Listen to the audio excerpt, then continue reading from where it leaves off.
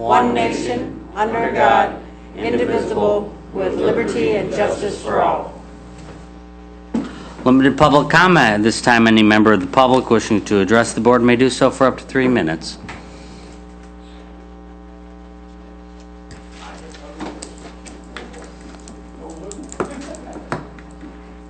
Please state your name. Oh, you know my name.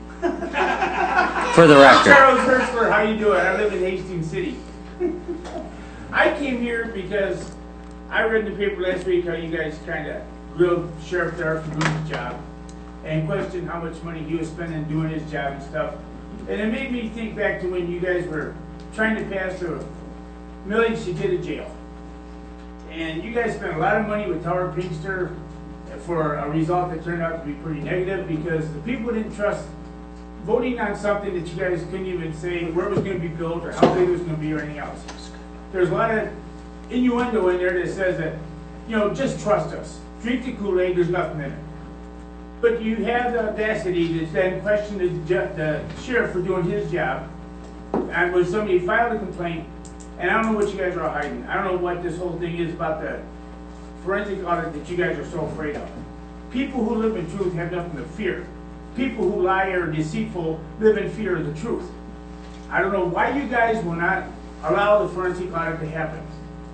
What's it gonna hurt? Either find out the truth or we find out there's problems. What's it gonna hurt? I don't know what the big deal is. I myself, I am a part of the committee that's gonna start the petition to get this state of Michigan to get the audit done. I'm personally thinking about bringing charges or filing charges or something against the people for not standing up to the will of the people and doing what our constitutional right is to demand an audit of the election. And if I have to sell my house to do it, I will sell my house to do it. But enough is enough. I don't know what you're afraid of, and I don't know why you want to question Dar for doing his job. He was duly elected by the people, and you guys want to question him for doing what he's doing, and yet you guys can't seem to get your job done and get to jail. Thank you.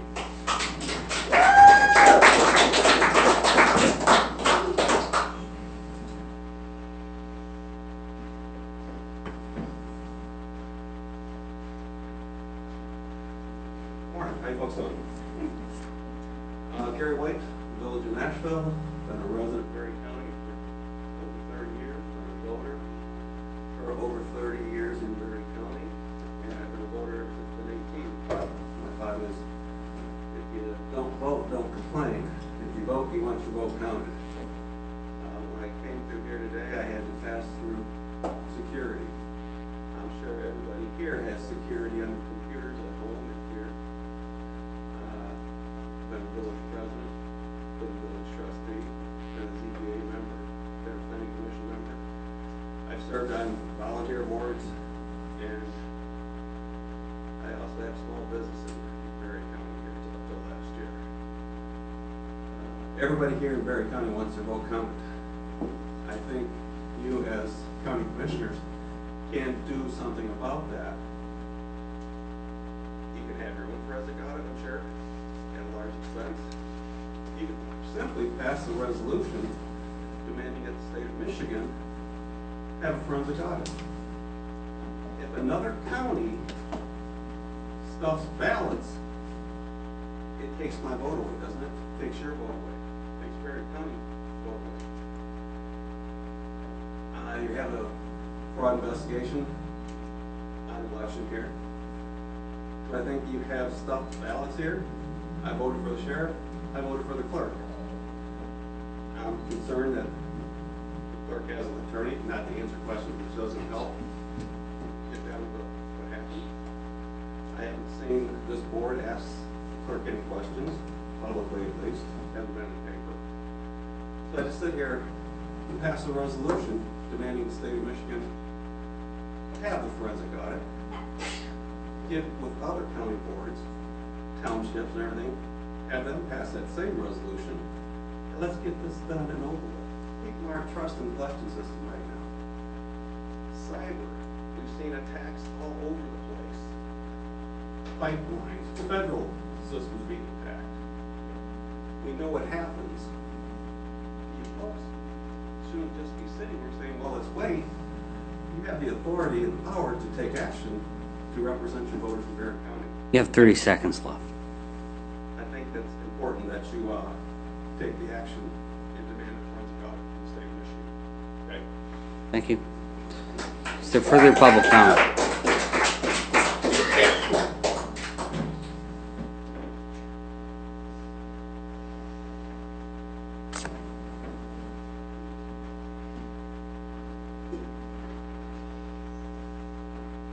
Name is Ellen Schellenberger, Carroll Township. I'm appalled at you commissioners. You act like the national level Democrats.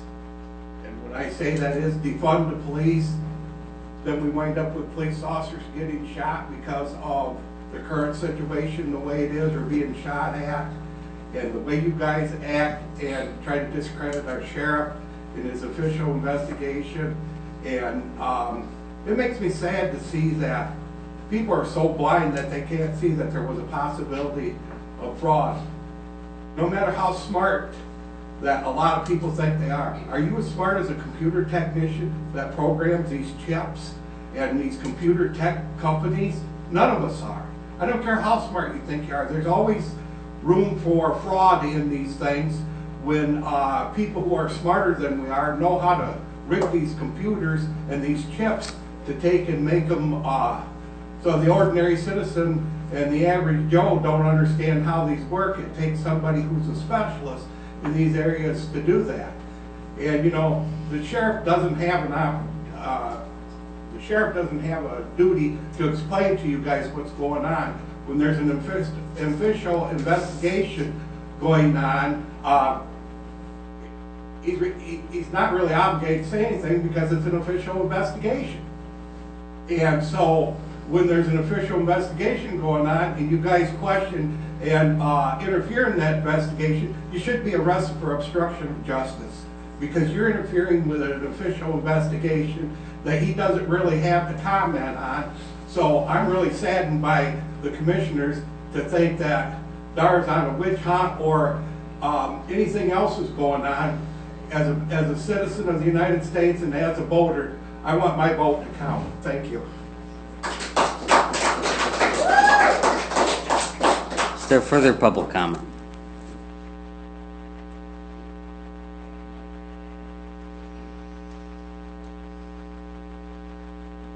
Good morning, Joel and Ezekiel Livingston, Rutland Township.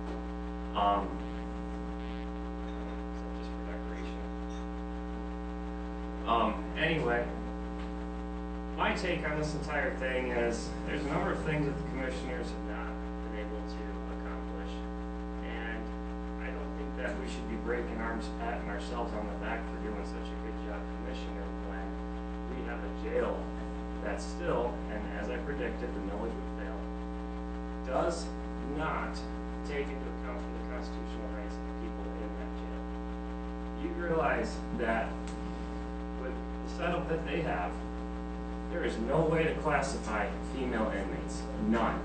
If you have a full jail population and you have 13 female inmates, and let's say someone comes in, happens to be a female for murder charges, you realize she has to be in there with everyone else? There's no way to separate them.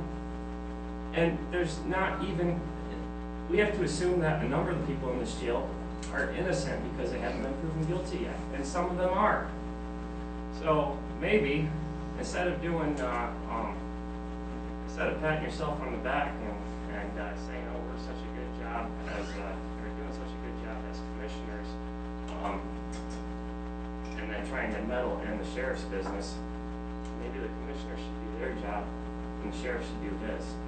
I gave every single commissioner here, with exceptions of the new ones, Catherine and Bruce, a copy a couple of years ago of a lawsuit, Wayne County Inmates versus Wayne County Sheriff. In that lawsuit, if you read it, you will see that they sued the sheriff because the jail was inhumane. What the court actually wound up doing was saying, you can't sue the sheriff because it's not the sheriff's job. It is the commissioner's job to provide a jail that doesn't violate the rights of the inmates. It's your job. Let's make it happen.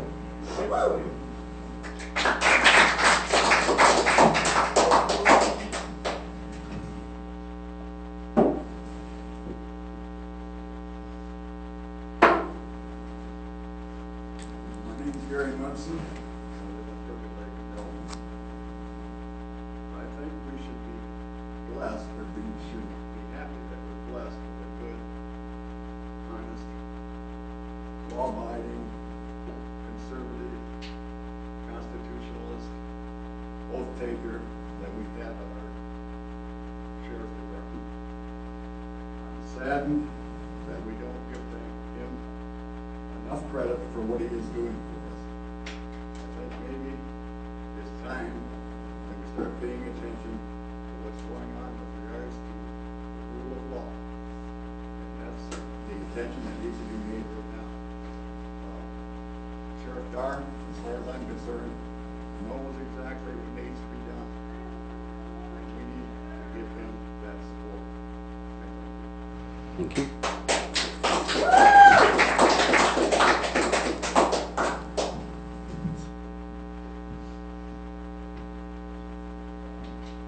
Rod Romine, I'll be brief, won't make it long-winded. Folks, there's no political solution to a spiritual problem. America's forgot God. I don't care if you're a Republican or a Democrat. There's been fraud for years. This has been a fraudulent election. And I can't thank Darleaf enough for what he does, but the crap that he takes from his county. Thank you, Dar. Appreciate it.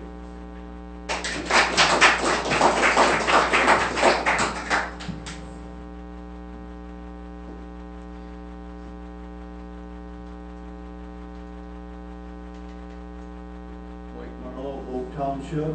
Ed McBroom, one of the three authors of the election investigation,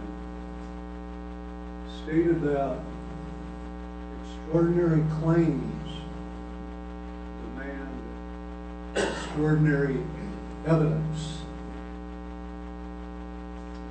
I do believe that what he said, a cyber forensic audit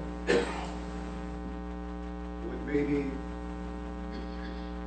answer the questions of was there not or was there interference in our election. And there's plenty of evidence, all different kinds. Sheriff Dar has been on the receiving end of some unfair flack. It's too bad there's not more sheriffs around this state and this country that take their oath serious. Amen. And back in 2016, I believe Dar bested his opponent by about a 64-37 margin of victory. A lot of supporters in this room today, Darleaf. There's a whole lot more around this county and other surrounding counties that live in Berry County that are working on them factory floors and other occupations that support Darleaf also. So just a small sample that support Darleaf in his efforts.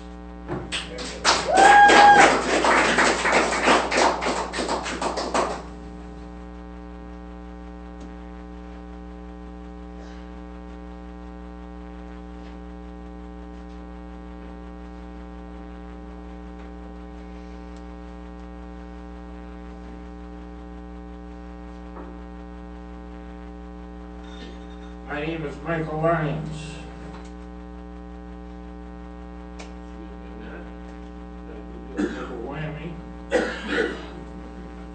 The people of Berry County elected Darleaf to be the Berry County Sheriff. Darleaf took an oath of office to protect and defend the Constitution, which he is getting paid to do. I personally have accepted his offer to contract. My part of that contract prevents me from hindering Dar from fulfilling his part of that contract, and Dar's part in offering the contract compels him to fulfill his oath to protect and defend our rights that the Constitution protects. We are supposed to have a government of the people, and it is our right under the common law to investigate and prosecute in defense of our rights. and Darleaf is at least a major part of that process. Under the Constitution, Darleaf is the highest authority in the county.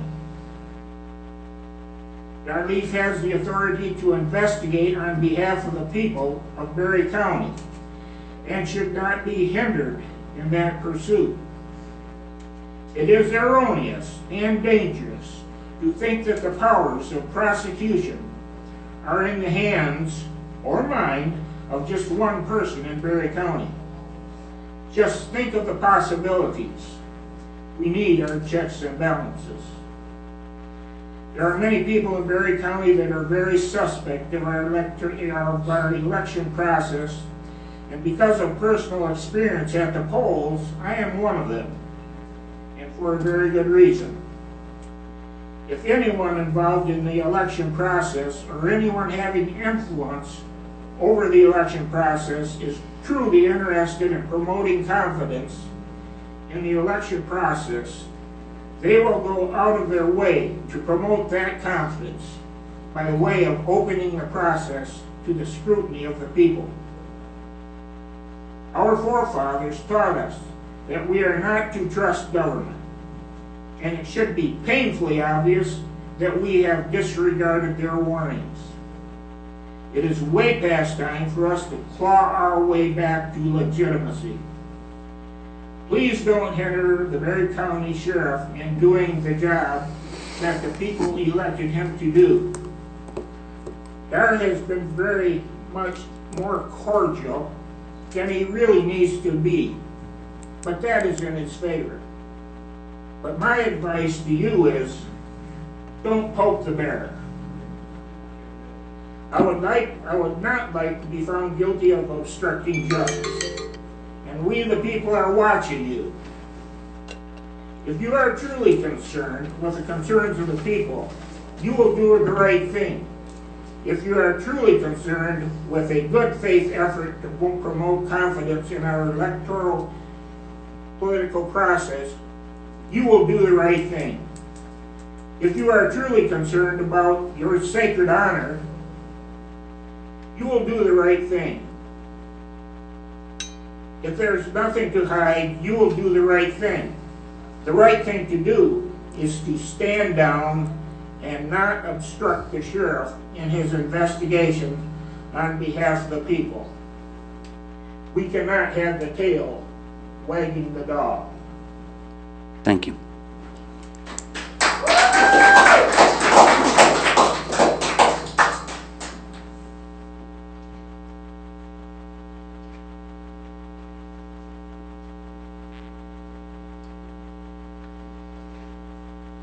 Is there further public comment? Hearing no further public comment. You're rolling with that. I was waiting for a call. So if you're up here,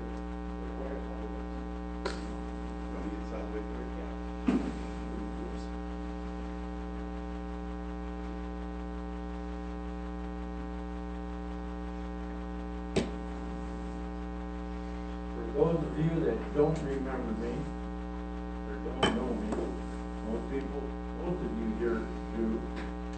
My name is Don Bradstreet, and Sheriff Darleaf has had my respect for many, many years, many decades. Anyways, it saddens me to have to come here because of you people, you commissioners. I'm sorry, but I'm a veteran. You paid taxes to teach me how to defend my country. I am here today to ask you, help me defend my country. It's up to you. And I'm sick and tired of elected officials not being held accountable for what they do. Berry County has always had my respect. They have always done what was needed, what was respected, and what is constitutional. I am very proud about the commissioners, Darleve, the whole county of Berry County. But when I hear that you are not supporting Darleve like you should, I feel you individually should be and will be held accountable. And I'm one person that will hold you accountable. Thank you. Thank you. Let's try to keep this screaming to a minimum.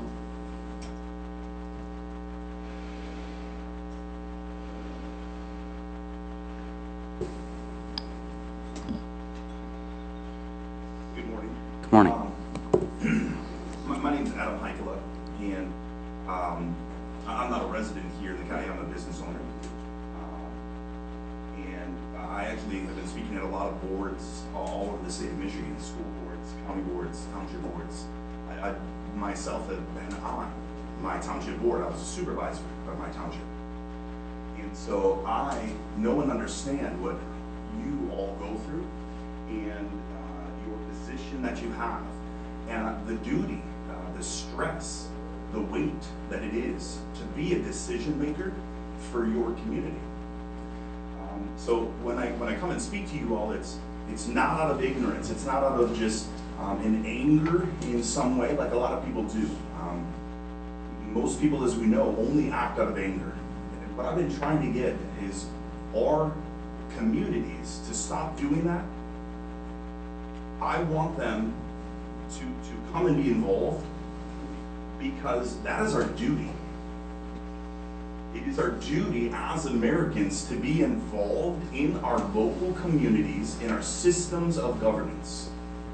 And because we have not been simply regularly involved, not because we're angered because of something that a board like yourselves have done or said,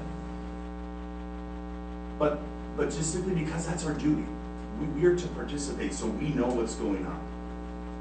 And so I know that many of these people here argue because of so they're upset in some way. They heard some things that happened or some news articles that came out. But I know that many of these people also are learning what freedom is. And so I ask you as the board of a county here in the state of Michigan, Michigan has been said to be one of the last bastions of freedom fighting here in America. I think it's more Alaska, the last frontier. But we have that. I was just in the UP. We still have all of that right here in Michigan too.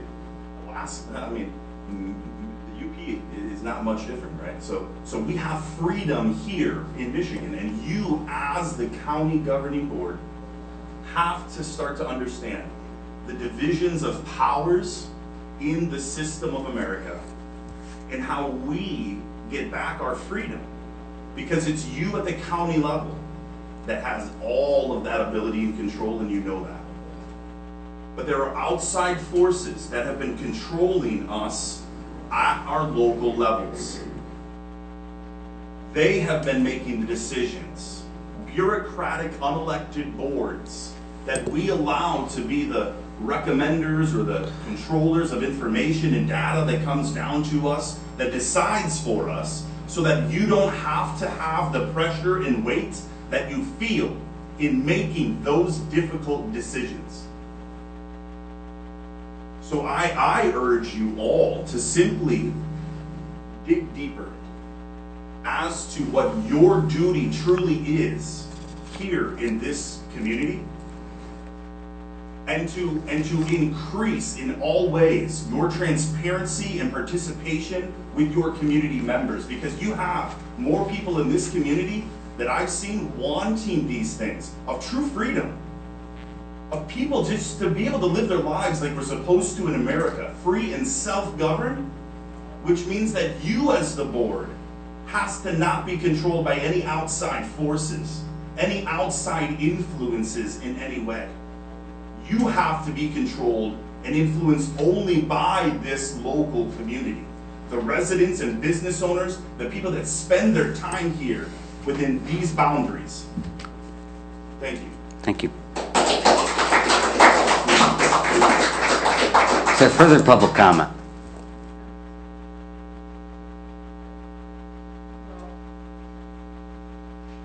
It's a cool entrance.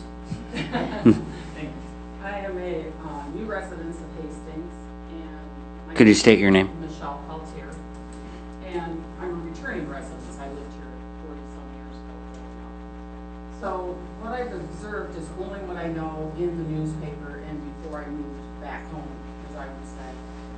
And I wonder where the transparency is and how and why in this county we feel that the elections were unfair or corrupt. I have been a poll worker in my former residence, and I intend to be one here. It's a volunteer activity, and it is fairly administered. There's a lot of rules when you are a poll worker, watching people coming in to vote. And I've done both at the polls and as an absentee counter. And it is a fair thing now. And if you call in to question the entire election, you're calling in to question everybody that was elected. So you were then questioning everybody in Berry County that was elected to any office. And I guess my question is, where's the transparency and the reasoning behind saying that the election is unfair and rigged? And who is funding this count? And that, perhaps I've missed it in the notes of the commission, and it's a question that I have actually, not a comment. But who is funding the recount and the investigation? Who brought in the outside person? That's just a question I have.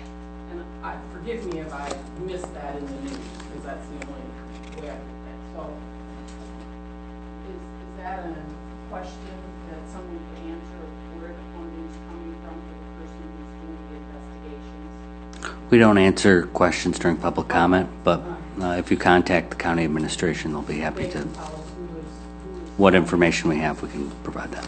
Okay, and that's just a question, but I do want to say that as a poll worker, somebody who counts the polls, looks at the elections, it's divided as equally as possible, depending on the county and township you're from, between Democrats, Republicans, and independents. We work as one. We don't even know, except this last time, when you go to the bathroom, you have to be paired. You can't be two Democrats at a time, or two Republicans going to the bathroom.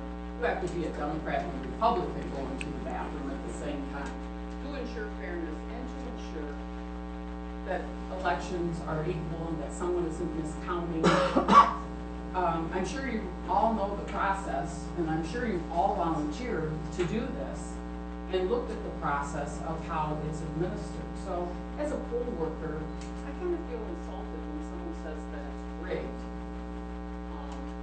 I just don't understand. So I would like to understand why folks think that poll workers who administer things would do it unfairly, or why they would think it's rigged when the computers are not through the internet or standalone computers. When they go into the county, they're not set up to be, they can't be rigged in that sense if somebody hacking. So just some questions that I have, and I want to thank those who want to have the transparency of who's funding this and how they feel about everybody's election being called into question of whether they're a legitimate official if they think that the election is fair. But thank you. Thank you. Is there further public comment? Is there further public comment? You have offered public comment once in this session. There is public comment after, or there's more public comment. The board rules do not allow yielding of time. So if there is no further public comment, we will now move ahead. I'd like to answer that lady's question. You can talk with her in the hall, Don. Answer it. Well, computer programming. Thank you, Don. All right, we'll move ahead. At this time, the chair would entertain a motion to recommend to the Board of Commissioners approval to purchase Tyler Technologies web-based audit program software and to spend up to $26,678 for project setup costs, training, customization, and the first-year user fee with funds to be paid from the data processing fund. So moved, Gibson. That motion is made by Gibson, supported by Smelker. Discussion. Good morning, Inez. Good morning. So what do we have here? It is a district court probation case management system. District court has never had the opportunity to have such a system. And it is there are a few companies that provide. Will you call a break? Well, you want to call a break? Yeah, they got a lot of noise behind it. I just got All right, new if hearing there's aids. no I can hear objection, them we're better going to than I can the board will stand at recess.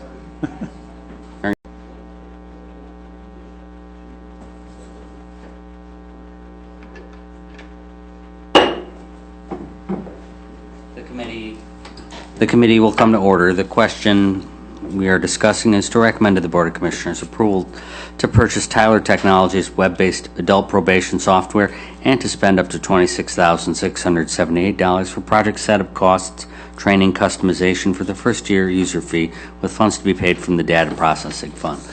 And as you can continue. So essentially, it's providing district court case management system.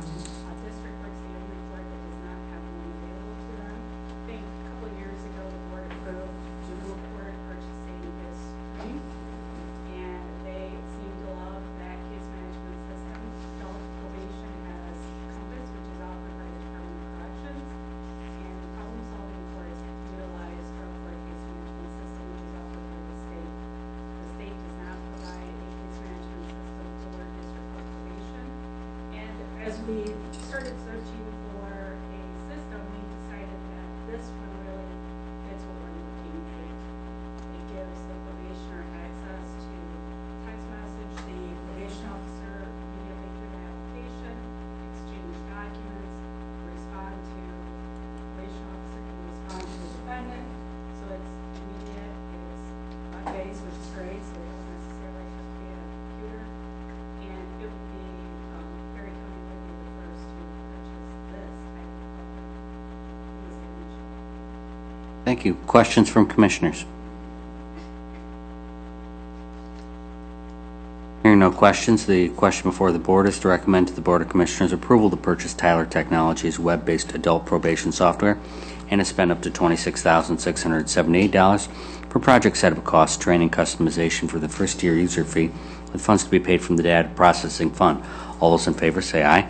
Aye. Opposed, nay. Motion carries. Thank you. At this time, the chair would entertain a motion to recommend to the Board of Commissioners approval of Budget Amendment 21C. So moved, Gibson. Support, Getty.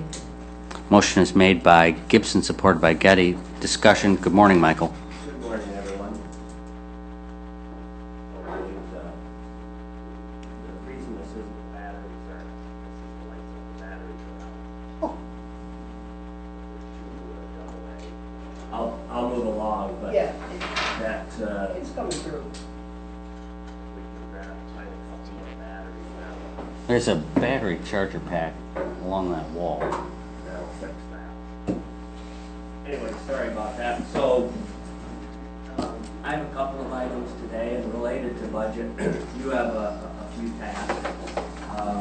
The first is Budget Amendment 21-C, that's the third amendment to the 2021 budget for this year. We do this so that, and we do it prior to everything else so that you have a sense of, as current as we can, where the budget for 2021 is, as you look at the 2022 budget, and for comparison purposes. And we've incorporated those amended numbers, proposed amendments into the 2022 budget document for comparison. After that, I'll go through the proposed 2022 budget, walk you through it at a high level, and answer any questions. Followed by, then you have two budget appeals. So after I present the budget, I'll certainly answer questions, but we recommend you kind of hold off on discussion so that you have the opportunity to hear some appeals. And then after that, the board can decide how they want to proceed with the appeals, and then ultimately with the budget, whether you want to discuss that yet today, or if you'd like to hold another budget workshop at some point to take all the information that's been presented today and act on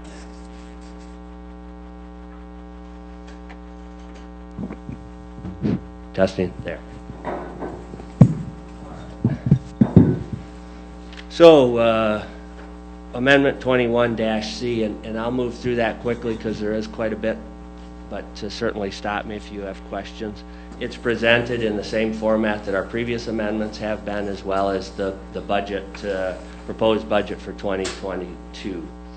With the first page being a high-level overview of both revenues and expenditures for the general fund. For the general fund, this budget amendment increases revenues by $74,000.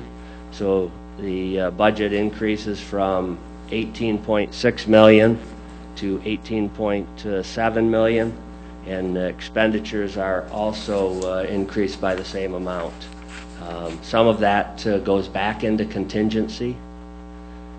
Pages 2 through 5 are your general fund revenues, and you will see your adopted the three columns to the left, or pardon me, to the right, are probably those that are of interest today. You have your 2021 adopted. The second to the last column on the right is what the amendment is being proposed. So for example, on page 2, if you go down about 2/3 of the way, you'll see planning services. It was anticipated or estimated this time last year that revenues would be $40,000. It's tracking as though they will come in about $8,600 higher due to increased activity, construction activity. Therefore, we're proposing that the budget be amended to, excuse me, $48,600. I'm happy to walk through all of those line item by line item, or answer questions. We'll start with seeing if there's any questions from commissioners first. Start down at this end. Bruce, do you have any questions? Yeah, I'm just trying to catch up to this a little bit, so bear with me. That increase is up to $48,600, correct? And that was from what number before then, Michael? So you'll notice that it was $40,000. Right. It was increased by $8,600 to $48,600. Okay. All right. Thank you. Again, that's on page 2 of the amendment under general fund revenues. Vice Chair Connor? On page 3, on the district court costs, that's a big amount, almost $100,000 there that they're reducing. Yeah, so if you'll notice that the estimate was high. It compared to 2020. Mm-hmm. Correct. Not so much compared to 18 and 19. And then with COVID, district court relies heavily on tickets that are written and activity in the courts. And if you recall through the COVID, so yeah, that is a significant. That is a significant. We'll see. It may recover. It's hard to tell, but my goal here is to try to make sure that you have an accurate picture at the point that we're at. So.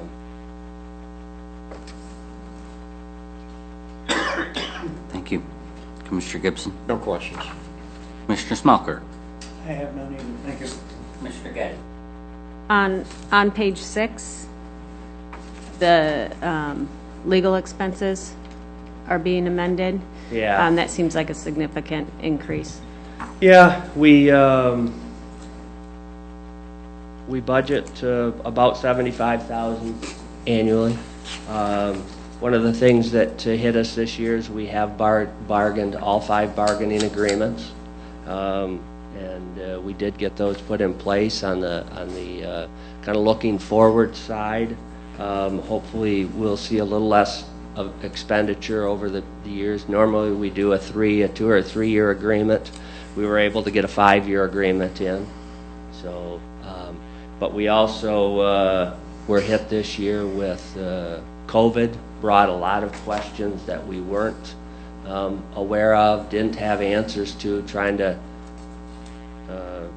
work through those, as well as I know the Sheriff's Department, there have been some additional questions as it relates to some of the FOIA requests that we receive, and others, and also then in the Drain Commission, there's a number of legal costs or legal questions that if there's not a district already set up, aren't able to be expensed back to the district. If there is a drain district that exists and the question is specific to that drain district, that legal cost can and is charged back to the district. But for those that aren't set up, or a district doesn't exist, or are just, if you may, general questions, those are the general fund picks up. So I don't have, unfortunately, a detail of kind of breakdown of that. I can attempt to, but we are going to, it looks like we're going to exceed and need some additional funds for legal costs this year. Thank you. Are there any additional questions? And that brings, Commissioner Getty got us into then expenditures. Page 6 and 7 are in the same presentation that revenues are, except these are now expenditures. And again, you have the 2021 adopted, you have what's being proposed as an amendment, and then what it would be on the amended side. I'll point to page 7, about 5 or so lines, 6 line items down. There's a line, account number 890, which is contingency. Those are the unallocated funds that the board has to use at its discretion. That did increase from 28,000, almost 29,000 to 36,000. So when we did the budget amendment, there was a bit more revenue anticipated than expenditure amendments. So we assign that to contingency. If you don't spend it or allocate it, it just rolls back into fund balance, but it is there should a department come and ask for additional funding, and there isn't additional revenue to support that. You can assign the contingency. Page 8 is kind of a line item detail. Most of the expenditure increases are related to bargaining, whether it be increasing wages because of the amount that we bargained, or primarily HCSB contributions. I'll get into in the 2022 budget a little bit more, but that's our OPEB. We moved from a defined benefit style OPEB to a healthcare savings program. On page 8, on top of equalization, it says already entered. What does that mean? So you may have, airport is one that generally sticks out, where you'll approve a contract, the airport commission recommends something, the grant or the operating agreement requires the city and the county to both approve that. Okay. At the same time, we will enter into, while you are approving the expenditure, you will list then and to amend revenue and expenditure line items by such and such. So the board's taken made that approval. We're now incorporating it into this budget amendment so that you see that. Okay. Thank you. Yep. So it's a little bit of a belt and suspenders approach, but it makes sure that you're aware of anything that's occurred. You've approved it, but it incorporates it into this as well. So it's comprehensive. And then pages 9 through 11 provide you with the amendment or any changes to special revenue, debt service, construction, enterprise, or internal service funds.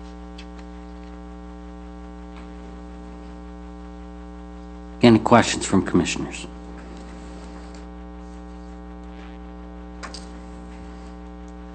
Hearing none, the question before the board is to recommend to the Board of Commissioners approval of Budget Amendment 21C.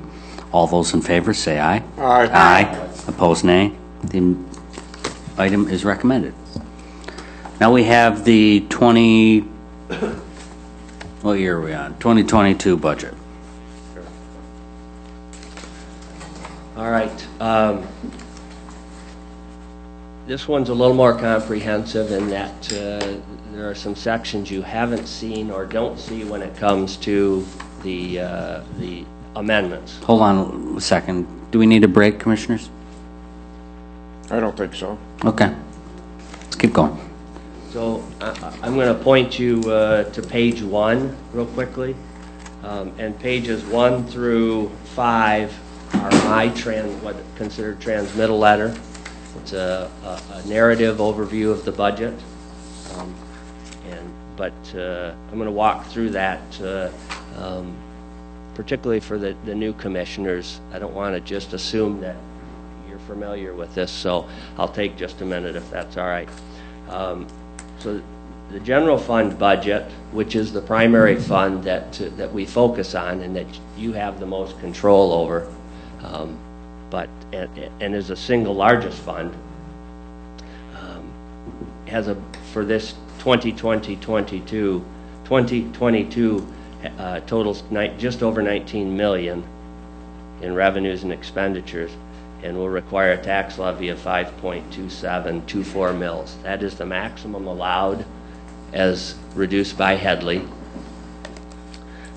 Property taxes for the general fund continue to represent the single largest portion of annual revenues, providing 13.4 million or 70% of the total revenue for the year. So we are very heavily property tax based. They're projected to increase the revenue is projected to increase for property taxes by 2.8% for 2022. And one of the cautions that comes with that, though, is that we do not collect property taxes for the general fund until summer of that year. So it's not until sometime in the fourth quarter that we know what the total is that we've collected. While it's the largest budget category and represents 70% of our revenue, it's one of the last to come in. While we don't have a big fluctuation, I always comment if we're off on budgeting by even 1%, so we're $130,000, $150,000 off. So we watch that one closely. We budget it a bit conservatively. We try to be accurate, but we certainly don't want to overestimate that one and leave ourselves short. On the expenditure side, expenditures are proposed at levels that fund current staffing, and the general fund expenditures are found on pages 21 through 23 of this budget. Not that you need to go there, but if you have a copy and want to make a couple notes. There were requests for one new position in the Sheriff's Department, and then the reclassification of 2 existing positions in the trial court, totaling about $130,000. Discussion about new positions is located on, didn't mark that down, on page 25 of this document. You have an appeal by the trial court a little later this morning for reclassification of the 2 existing positions. The trial court administrator's here to present that. I indicated earlier that we have collective bargaining agreements with 5 unions, 4 of them with the Sheriff's Department, and then the Courthouse Employees Association is the 5th. All of those agreements have been successfully negotiated and are now in place through 2025. And we thank the commissioners that sat on those negotiation committees, specifically Commissioner Smelker. Yep. Thank you. Capital requests, are located on page 24 of the document. They totaled $525,250 and are all included for funding in 2022. We have worked diligently over the years to establish special revenue and/or internal service funds to handle our capital needs. So that allows us to anticipate and fund those on an annual basis. I'm not going to go through all of them, but one of the areas that has come up is our jail. And we're all familiar that the jail is aged and needs to be replaced. We have deferred some of the required costs as we look to try to replace that. It's always a balance of spending money that if you're going to replace it. We have proposed that the requests for the jail that were put in, I think they were total about $127,000, that they be approved this year. The board may want to look at those a little more closely as we get toward adoption, have some conversation about those as we look forward. We'd welcome that. Certainly we're trying to balance making sure that the facility that we have is maintained to the best that we can. So an area that, again, further discussion might be warranted. Contingency I talked about a little bit earlier. For 2022, this budget maintains a general fund balance of $2.3 million, which is approximately 14% of the general fund expenditures, and has a contingency in it of $82,000, just over $82,000, almost $83,000. Not a large contingency, but more than we've maybe seen in past years. That's located on page 23. The $2.3 million that I talked about is fund balance. Those are just unspent funds that have, if you may, been allowed to lapse year over year. So if you spend more than what you bring in, you have a deficit. If you bring in more than what you spend, we have a balance, a fund balance. It's recommended that you have a fund balance. Over the years, that has increased and ranged from 12 to, I've heard now with some issues, as much as 18%. We've continued to maintain it at 14%. I think 14% is probably a reasonable level, considering when you look deeper into our budget, the special revenue funds and capital replacement funds also have fund balances in them. So if we have some issue in a year where there's either a shortfall in revenue or unexpected expenditure. We've never had to dip into that 2.3 million. We have areas, whether it be data processing, capital, vehicles, to handle those unbudgeted and unexpected expenditures. But certainly, that's something that the board should be aware of and wants to feel comfortable with, whether 14% is where you want to be. Pension liabilities. We participate in the MERS retirement system in 2012. We made a strategic move away from a defined benefit to a hybrid, which is a defined benefit and defined contribution with a defined contribution component.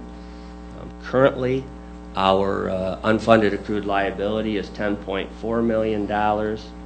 We have a funding level of 77%. And this budget continues the practice of making that additional $500,000 contribution toward our unfunded accrued liability and to bring that percentage up. And we'll continue to do that, recommend that until we get to 100%, or the board decides that they no longer want to do that. OPEB, other post-employment benefits, and about the middle of page 4. We do provide other post-employment benefits, which is health insurance for retirees. Our auditor recently talked about the fact that we had a surplus instead of a liability in that OPEB plan. As part of bargaining, we proposed that we move away from our current OPEB requirement and implement what are called healthcare savings plans. So it's effectively moving away from a defined benefit style OPEB program to a defined contribution style program, and we were successful in doing that. We calculated the actuarial liability of each employee, and if you may bought them out or deposited the equivalent to what their actuarially calculated liability was into their HCSB account, and then negotiated an amount that we contribute for every month that they work. That will have the benefit of, at some point, eliminating our OPEB liability altogether. We anticipate within about the next 10 years we have what's called a tail to our plan, but it'll immediately decrease that OPEB liability significantly. Bond credit rating, real quickly. Standard & Poor's in 2021 with some bonds we or the board sold, assigned its AA long-term rating to Berry County, and at the same time affirmed its AA rating on the county's unlimited and limited tax general obligation bonds. So we continue to maintain a AA rating.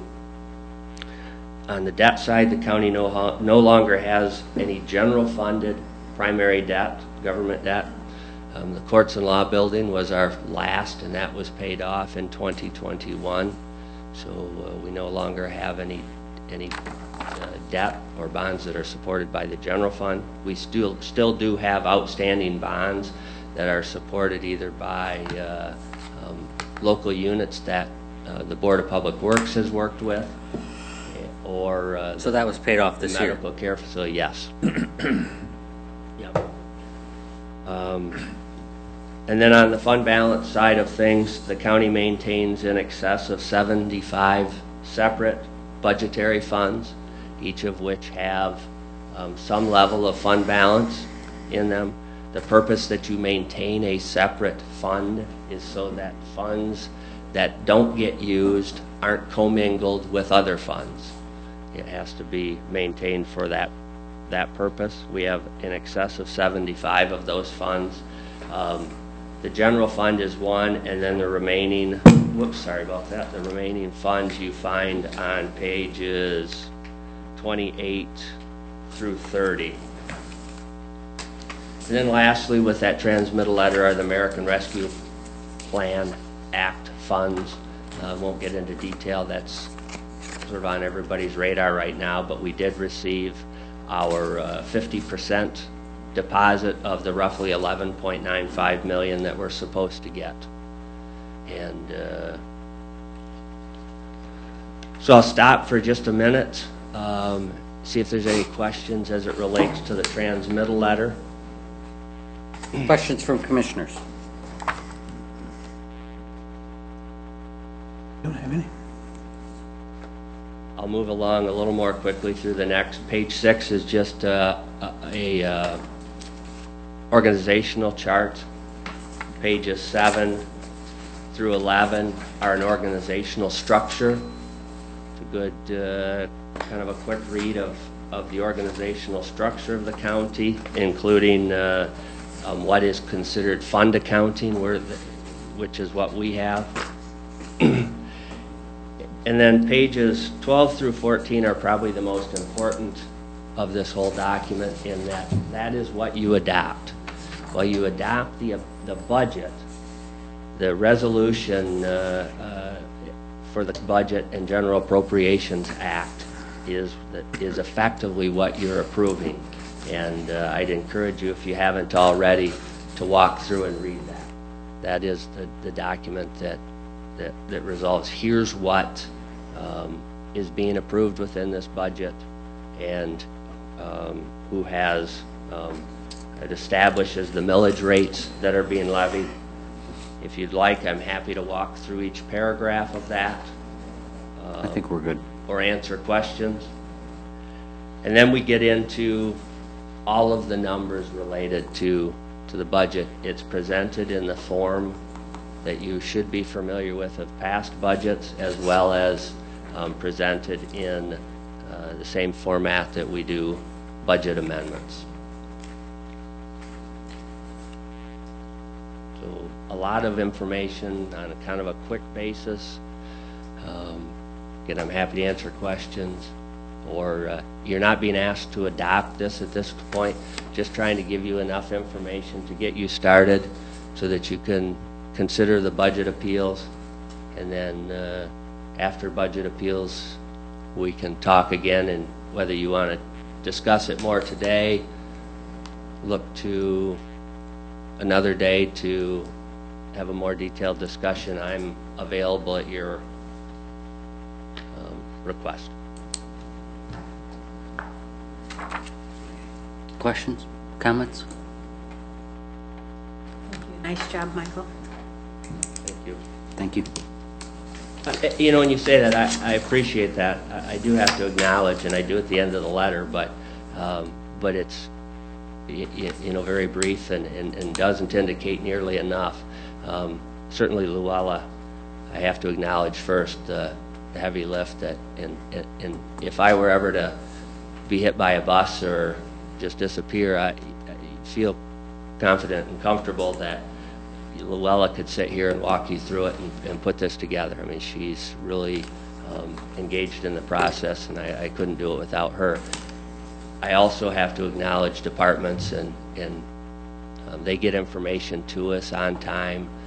They get the detail we need. They answer any questions that might come up, so that we can put this together. So, yeah, I kind of shuffle the cards, if you may, but there's a lot of work that goes into this behind the scenes from departments getting us all the information that's necessary, and we greatly appreciate their attention to all that, and they know their business. So, but thank you.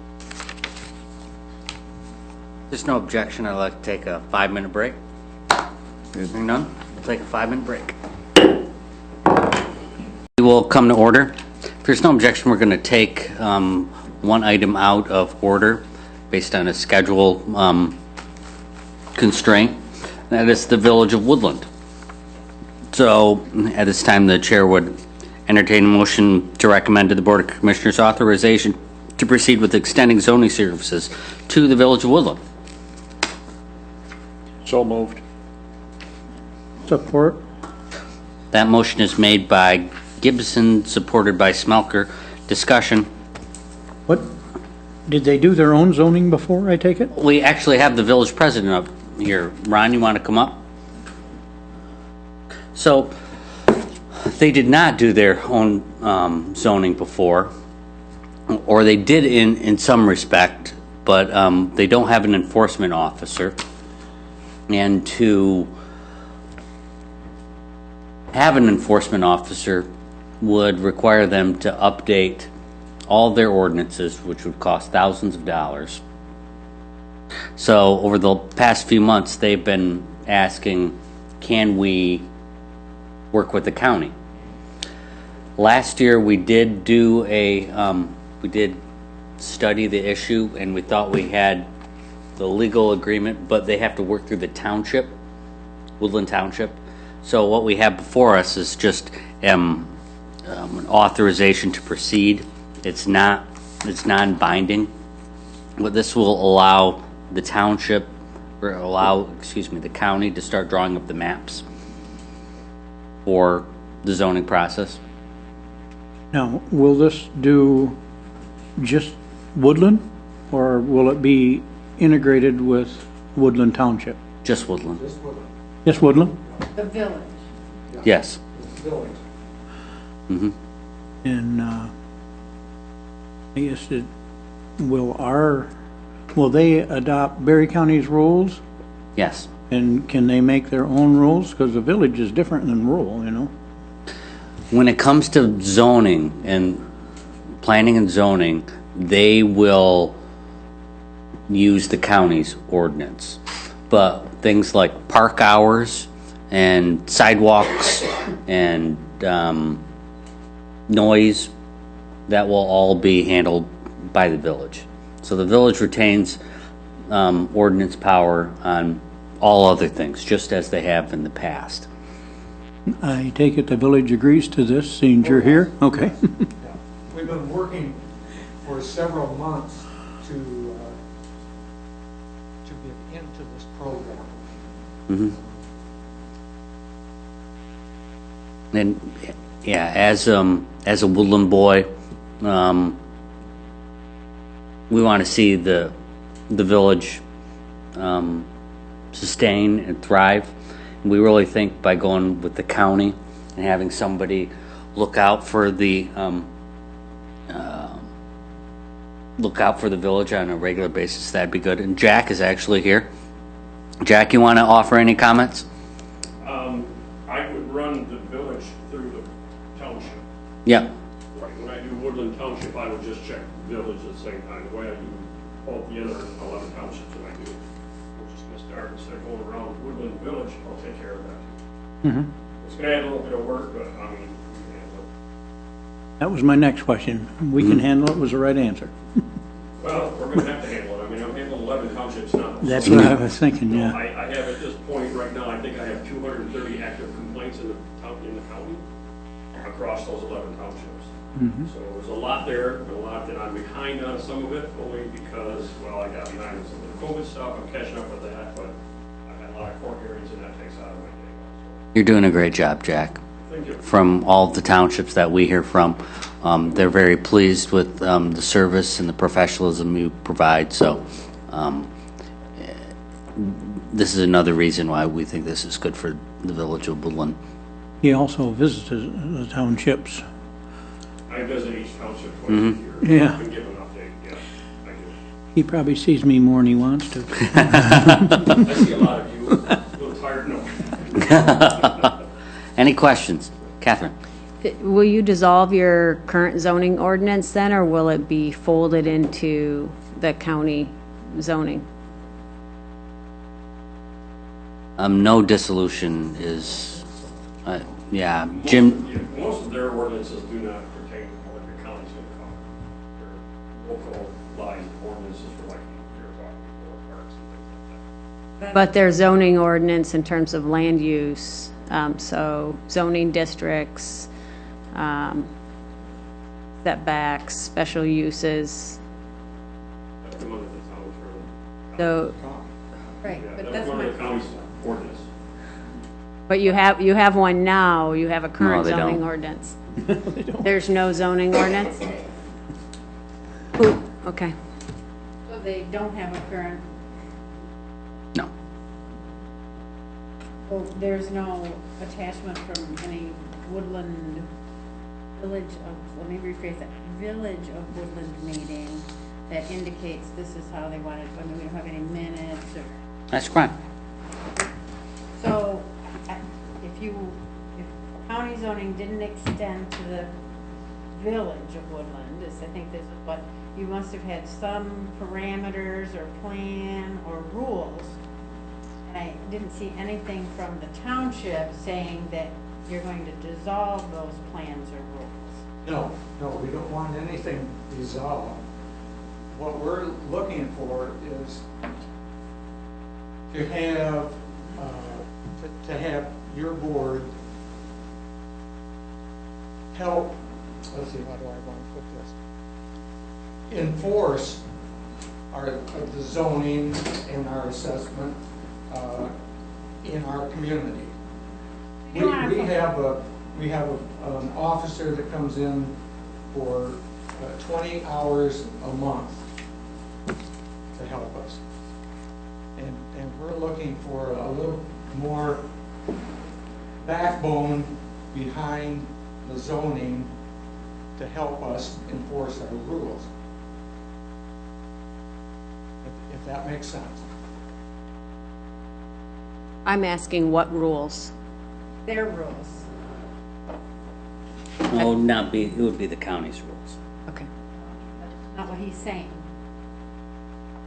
I think what Ron means is our rules being the rules of the Village of Woodland, which will now be the county's. Right, yeah.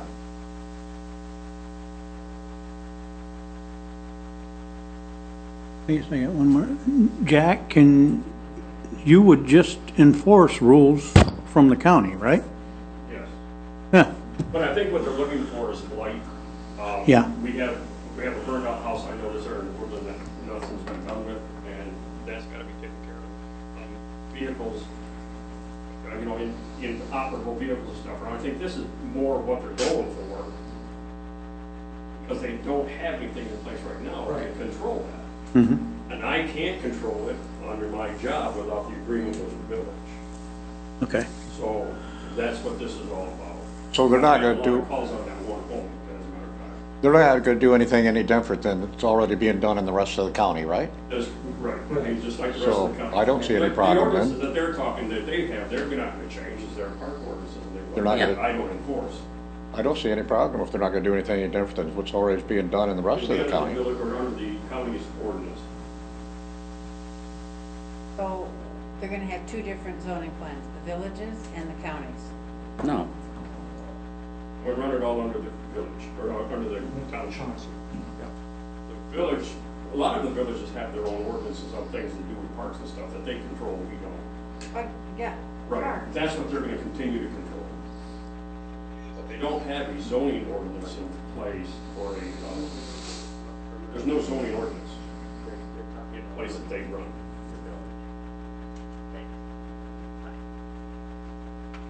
Any other questions? One thing, just catch Jim, and he's on his way up. Okay. I don't have any questions right now for Yeah, this is Ron Martin. Ron Martin. Nice to meet you. I had talked to Ben Wednesday night about this because I sit on planning and zoning, and I know it's only been 7 months. This is the 8th month. But, and I know that there was some zoning issues that were going to be coming up from Woodland. So I didn't know anything about the extent of this, but also I didn't know that any authorization had been given by this board to have Ben work on this letter of memorandum of understanding. And usually when something odd or special, different, that is outside of our scope, the board for one of us to sit on an ad hoc, or for like when you worked on the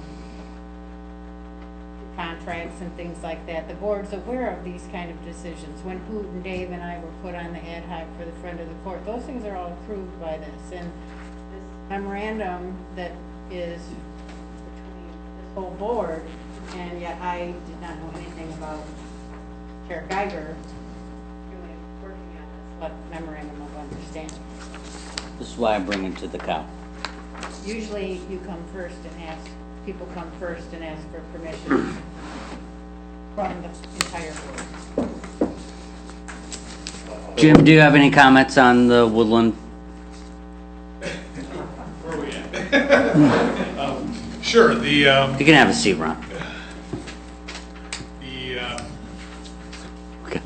I think the way the memorandum has been done is sufficient to go ahead and get started. We do need to have a formal contract, intergovernmental agreement created between the township and the village so that this can be formalized. And we will need the assistance of our attorneys to help craft that contract. It's a very difficult contract when you have a village, a county, and a township all kind of intermingled on trying to get this done. As we're working on the contract, we will start the process of getting the zoning map created so that that transition can happen in a timely manner. And then we would bring that a proposed zoning map to the village that they could agree upon for their zoning districts. Once the contract is signed, we go through the public process. You approve the zoning map. We could then set a date to take over and administer the zoning for the village if they chose. So the MOU is sufficient? Well, it's enough to get us started. We do need to get that contract. It has to be an Right. intergovernmental agreement. Great. Any other questions? I'm a little confused about what is existing in the village of Woodland now or in Woodland Township. Do they have their own, does the village have their own zoning ordinance currently, but they don't have the ability to enforce it? I don't think, I'm not sure what the village has in terms of a zoning ordinance. They have some ordinances. I don't think it's a codified zoning ordinance. To the best of my knowledge, they do not have a master plan, so they could not create a new zoning ordinance until they were to have a master plan completed. So that would be a fairly significant expense for the village to go through and have that done. As far as enforcement, I don't know how they enforce. I don't know if they have a planning commission that's active. We don't know those things. When they reached out to the county, those planning commissions, the ability to enforce, using our attorneys when necessary, and having tickets through the civil process go through the prosecutor's office, will mean that the village has no expenses for the administration of the zoning. It'll all come through the county once this initial map and contract is created.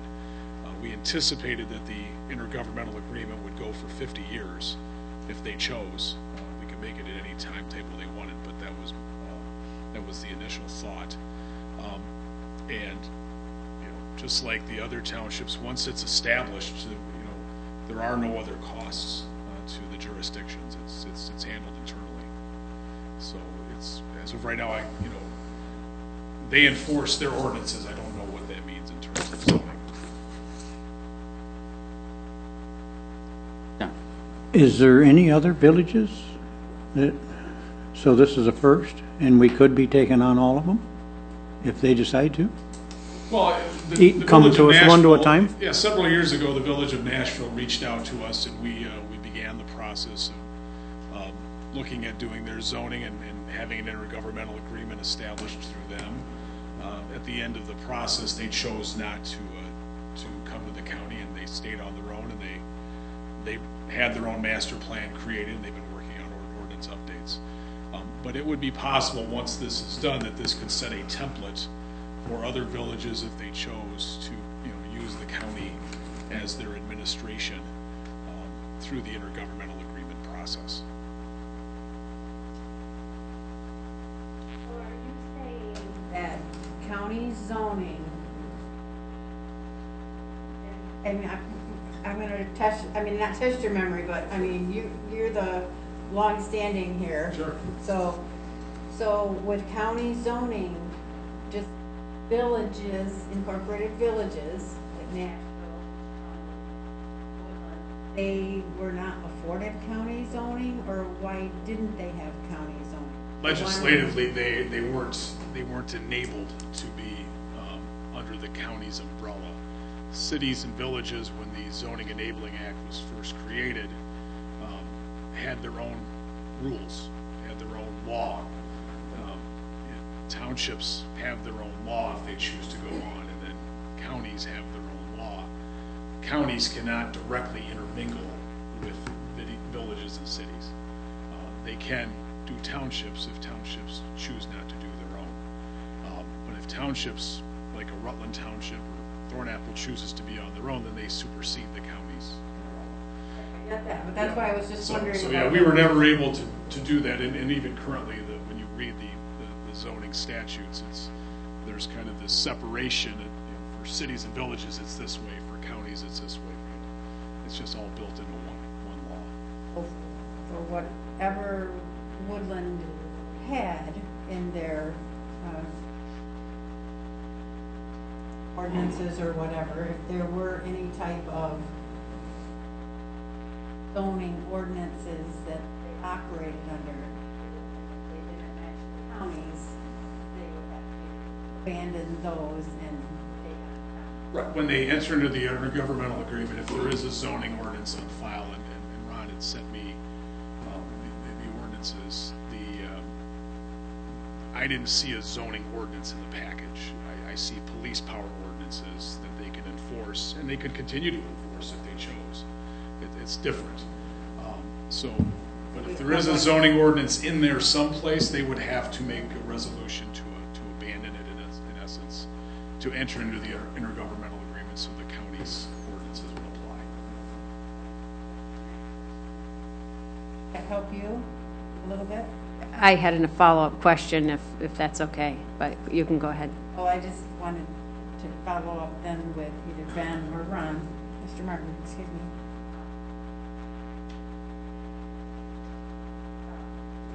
Do we have any kind of minutes or anything from their village meetings that there was consensus or motion and approval to go in this direction? Yes, on the MOU, it says date approved, and that was the date that it was approved by their village council, and it was unanimous. I would like a copy of those minutes, I think, or Okay. thank you, Catherine, for letting me ask that. The issues that Jack brought up with blight and inoperable vehicles or junk and trash, those ordinances are generally fall under general ordinance, and the memorandum of agreement just addresses zoning. Is that enough to cover those general ordinance, blight, and inoperable vehicle issues? Well, again, this memorandum is just, to me, it's just the agreement that everybody wants to go forward, and we could starting the process. In order for it for us to go and truly administer the village's zoning and planning, that the intergovernmental agreement has to be signed and adopted by all parties. The zoning map will have to be completed and approved through the process through you. And then there'll be a date set. You know, if we were to start September 1st, we'd probably look at February 1st maybe as a turnover date so that everybody had ample time. Their blight ordinance, I think, is a standalone ordinance and can remain. And we would recommend that it does remain because, as you know, with zoning, there are some things that become grandfathered. And we will be able to use zoning and the blight ordinance if there are situations in the village. They both may need to be, enforced separately, but together. Yeah. And if I understand this right, this is just getting moved forward. Has to be an agreement brought up, and Woodland Village can back out, just like Nashville, at any time if they decide they don't like Really, it. until you approve the zoning map, which will be later on this year or early in 2022, they could stop at any time. So there is, we've estimated a cost for having our attorneys write the contract and execute it, and there's a minor cost for us to do the map and to publish it, but we're willing to put in the investment with the MOU to get that started from our end. So it sounds like they're ready to go as well, and we want to, we'll start that as soon as we can. I got a question. If we approve this, how long would it be before they would be under our program? Like I said, if we were to start, and say September 1st was the start date, it would take probably 5 months. It's going to take 3 months for the zoning map at the minimum. So we want to make sure they're comfortable with the map. So we're going to prepare something. We want to do, then suggested we do a kind of a village inventory, drive through and see what they have available and make sure we try to match our zoning classes with what we have in the village as best as we can. So, but usually it's a 5 to 6 month process. Have anything else, Sue? No, so this is something that has to be done before you can move forward with it then, right? Right, you have to approve the maps and the contracts have to be signed. Okay. Any other questions, comments? This motion is longer than what I first read, so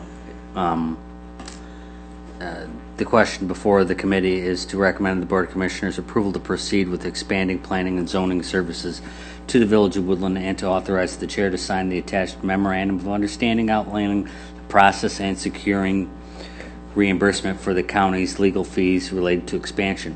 Is the new motion acceptable? Madam Clerk, who made the motion? Who seconded? Gibson Smelter. Yes, it's acceptable. Okay, it's consented. Any further discussion? Hearing none, all those in favor?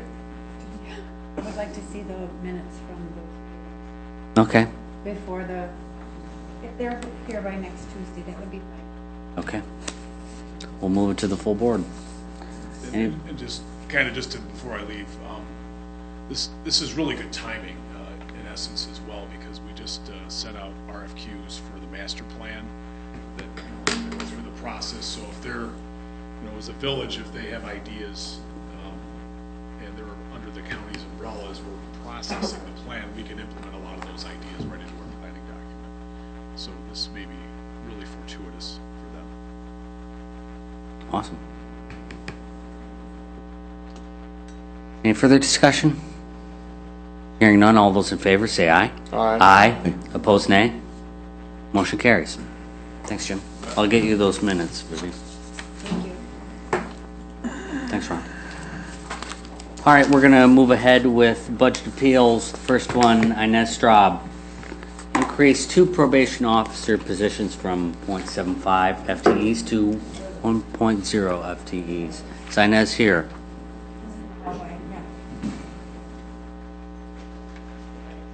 Inez, the floor is yours to submit your appeal to the recommendation. Okay. Give me just a second. Just sort of documents here. Did you receive a copy of the budget appeal with my background and looking forward statements? Yep. Okay. We do have it. Perfect. I basically will pretty much just stick to that. We have in district court 2 positions that are 75% time. And as we start to look at what the state of Michigan will be doing, I believe the next step, hold on, let me go back a minute. I know, as I've talked to our SCAO, our State Court Administrative Office analyst, about the pretrial release and jail recommendations report, I'm aware that Representative LeGrand is currently working about 6 bills regarding pretrial package. So it's not something that's going to go away, and I think these positions will help us actually get in a position where we're we can implement pretrial services and be prepared for when these packages pass. The jail task force recommendation was generated or prepared back in 2020, and it had several different changes in that report. Some of them have already come to fruition. The criminal justice reform, change in civil infractions, changing misdemeanors to civil infractions, sentencing, probation. And as part of probation, like I indicated in the background, we were required to tailor probation to a individual and assess the risk and needs. They're really trying to, I think, move us more into a rehabilitative program, probation being rehabilitative, identifying what the person's issues are, the needs are, and addressing those. So we currently have on district court probation, as we start looking forward, our 2 probation officers that are part-time. Lori Kroll, she has approximately 177 probationers on her caseload. She works 30 hours a week, and she has to manage 177. Of those, she's got 50 that are on bench warrant status, so she's actively supervising 122. If the 50 get arrested, they'll be brought back into court and probably monitoring. Crystal Lambert, she's our full-time probation officer. She has an active caseload of 181 individuals, with 32 of them being on bench warrant status. So actively, she's got 149. Our newest employee, Mackenzie, she is still learning, and so she's carrying a very small caseload. I have her collecting some data because we don't really have a good system in place to collect data in district court. So she is has been working in the last couple of months since starting with the court on collecting data on how many people would be on pretrial services and what that would look like for the court, and generating, she's been preparing reports for the magistrate so that he can decide bond conditions. So that takes her, she has had in the past couple of months, approximately, she has screened about 45 clients that are on pretrial. And if they were to bond out, she would be actively supervising an additional 30. So that would be 10 probation clients plus 30 people who are in pretrial services at part-time hours. So I come to 0.75. What's that? 0.75. 0.75, yeah, 30 hours a week. So I feel like I'm all over the place with this because there's 2 parts to it. Part 1 is the screening of probationers to identify what their needs are, and that screening takes about an hour and a half roughly, depending on how long it takes the defendant and what kind of opens up as part of the interview. The other part is incorporating pretrial services, which is screening a person who's been arrested before arraignment to assist the magistrate in determining whether or not that individual should be on supervision, what their criminal record is, so that the magistrate can make an informed decision on what bond should look like and if any conditions should be applied. So it's still supervision, but there are 2 different sections of supervision. One occurs before a person is sentenced, the other occurs after their sentence. The pre-trial supervision, like I said, she has 30 people she would be supervising, and as part of that we would have those individuals on SCRAM and or electronic monitoring if needed. So that allows her, it gives her a tool to see if they're complying with bond. And it's also a process where she provides the prosecutor with information. So back in 2019, this is kind of where I think it's a little bit important. Back in 2019, we had an individual who was charged with OWI, second or third, posted bond, was ordered to electronic monitoring, so SCRAM monitoring for alcohol detection. She never did it, never followed through, nobody knew, and went through 2020 without it ever on her, got sentenced, no, it was just slipped through the crack.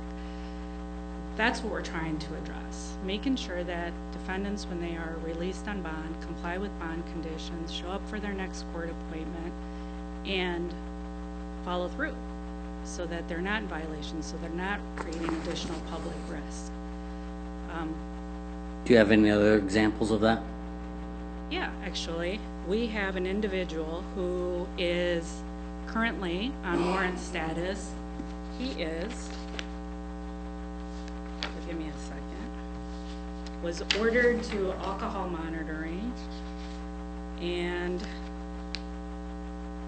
didn't comply, was ordered to have a SCRAM installed, didn't comply, was scheduled. And that's the interlock system in his vehicle? Actually, no, SCRAM is an ankle monitor. SCRAM is ankle monitor. Right, that detects alcohol use. So it's embedded into you? It's a bracelet that they put on their ankle, and it just sits on top of the skin, and it just... And it can detect alcohol? It can detect okay. alcohol. I've actually got another example that's a really good one, too. He is currently on warrant status and has not attended court. The judge issued a bench warrant last week. He's not complied. So we don't know if he's out there drinking or what he's doing. We had an individual who was charged with, again, OWI second, children in the car, was released on bond, ordered to have a SCRAM unit installed, did not install her SCRAM monitor, was not keeping in contact with anyone. We had Mackenzie actually emailing and calling, and finally called her attorney and said, hey, your client was required to do this. I'm going to notify the prosecutor's office that she's not complying. And the attorney immediately must have contacted the client, because all of a sudden she started to comply. Well, then, you know, with SCRAM monitoring, you have to be near a base station where it uploads the data so that you can see whether or not alcohol use is occurring. She stopped going near the base station, wasn't registering her use, or whether or not, you know, the data wasn't uploading. And so Mackenzie reached out again and said, hey, your client is not doing this. And the attorney must have reached out to the client. Immediately the data was uploaded and we could see. Well, she's not being really compliant with the pretrial release conditions, and when she appeared or scheduled for court, didn't appear for court, the judge was going to adjourn the matter, just knowing what he knew at the moment. And we informed the judge, hey, do you know that she's not been, we let the prosecutor know she hasn't been really complying. Mind you, this is an OWI second, so she's drinking with kids in the car. She hasn't been complying, and the judge didn't adjourn her hearing and told her she needed to appear for court whatever time, as long as it occurred that day. And she did, she showed up. So I think that's the benefit of pretrial services. I think it gives us that bit of piece of accountability for people who are being released pending disposition or sentencing or trial, whatever they choose. I think it gives them also, the individuals, a person to contact so that they're not navigating through this on their own. I mean, I don't know how many people would know what agency to contact if they needed to have a SCRAM monitor installed, or if they need an electronic device installed. It gives them someone to talk to, and it gives them someone to refer them to agencies to get this installed. We've been working with house arrest, and we've got some of our staff trained and ready to go. Should this be approved, to be able to install these devices on individuals so that there isn't a delay. They will be, if they're released from jail, it'll save the defendant installation fees of $100. Our staff can install it, and then they'll just pay the daily rate to the agency or the vendor, which is usually house arrest. There is no cost to us to have that device, just staff time to install it. I think too, with pretrial, it also allows people the opportunity to go on bond so that they can continue to be gainfully employed, take care of their household affairs, and whatever else that person was doing before they got arrested. All right, we're going to open it up for questions from commissioners. Anybody have a question or comment? Commissioner Connor? It doesn't mean I don't. Sorry, I turned that off for break. It doesn't mean that I don't support you if I ask you questions. Just to make that clear. Okay, thank you.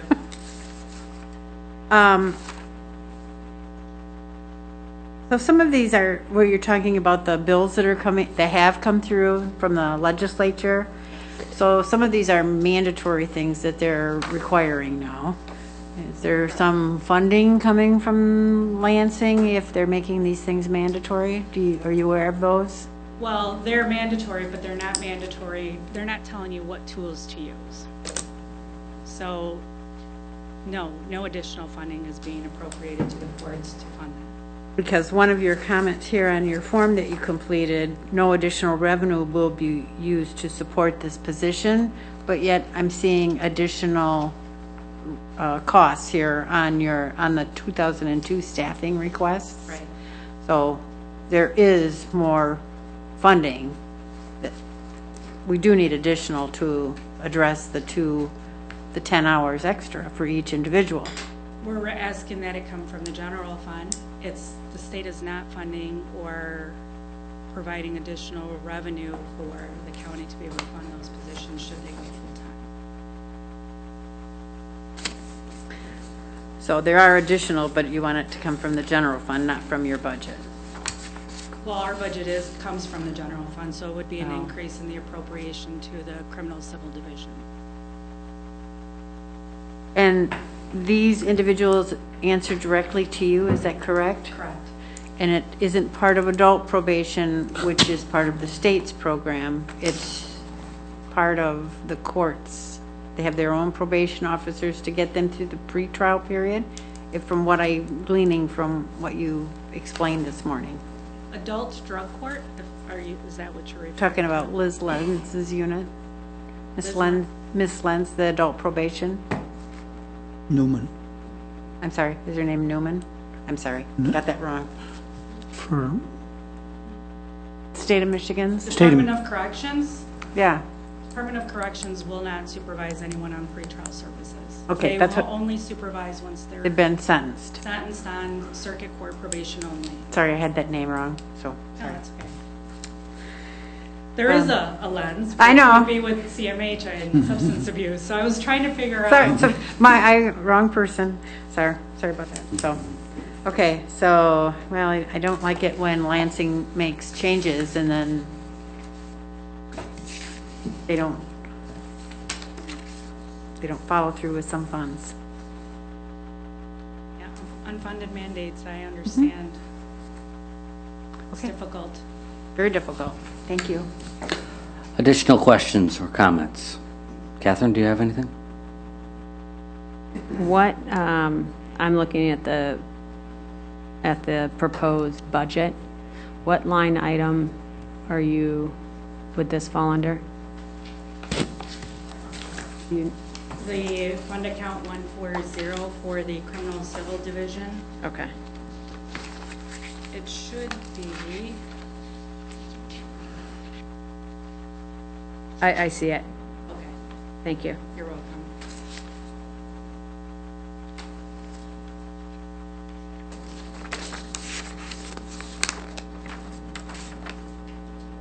You have an additional question?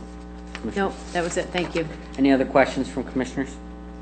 I have a question, just a comment. I don't like the idea of people slipping through the cracks, so I am for this.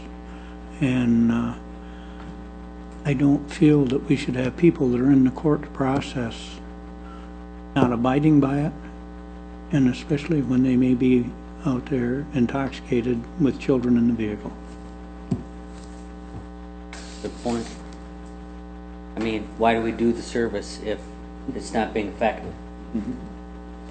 Additional questions or comments? Can I just ask about the SCRAM? So when it's ordered, it is just left up to the individual to just go get it on their own? So, yeah, that stuck out to me That too. kind of doesn't make sense. I could sign to see me not doing that, yeah. So it's a judge tells them to do it, and then after the trial adjourns, it's just the honor system? Well, pre-trial, so they haven't Okay, so had this a is trial. pre-trial. Pre-trial, if they're out on bond, and part of the bond recommendation is electronic monitoring or SCRAM unit, they are on the honor system. We don't provide that. We don't have SCRAMs in the county. The jail doesn't provide that. We have a list of vendors. At one point, I happened to be in the drug court office, and a mom came down with her son and said, "Is this where we get our SCRAM monitor put on?" And I said, "No, not in the drug court office. Here's a list of vendors. You pick and choose whichever vendor you want to use." And that was it. So that is the system we have today. We don't have a pretrial service program or office to help people navigate through that and make sure that they're getting that installed. So do they have like a 48-hour window to get it done? I mean, are there any kind of things that the court requires for them to come back in 48 hours with one on their ankle? Typically, they're required to get it installed immediately upon release. So if we're looking at today, here are some of the challenges that we've encountered ourselves when we're trying to get a SCRAM unit hooked up for an individual. The agency's regional sales rep is only in around this area 3 days a week. So hopefully you get arrested and bonded out and arraigned within that scope of time. Their office in Grand Rapids is only open 2 days a week part-time. So hopefully you get bonded out about that time and within the hours and all of the other factors that you have to take into consideration. Which is why we've said we're going to train our staff so it gets done. We know it gets done timely, and when the people leave the jail, they'll already have a SCRAM unit installed. We got to remember this is pre-trial. Pre-trial. So this is not after a verdict has been rendered. Right. But they've agreed to it at pretrial, right? They bond out and they agree to the conditions of pretrial, but we don't have anyone supervising pretrial people. It's just, like I mentioned earlier, we have one full-time probation officer. It's not an MDOC issue. MDOC is not going to supervise this population. I understand that. District court has never really supervised this population. They have 368 cases, or 300 and whatever number of probationers that they're currently supervising, sentenced people. There's just not enough time in the day to supervise people who are coming out on pretrial release, have been charged, have been arraigned, and have been issued conditions of bond pending trial. We don't have anyone supervising. That's why I'm proposing moving these positions to full-time status so that we do have someone supervising this population. So with this being pretrial, and they agree to it, they sign something that they agree to it? They do. And we watch this. This is strictly legal for us to do this, right? They sign the pretrial release order. On the back of the order, it says, "I agree to the terms and conditions." They get a copy of that order, and they know what is expected of them. Very good. Any additional questions or comments? Thank you for your presentation. We'll decide on the status of your appeal later today. Thank you.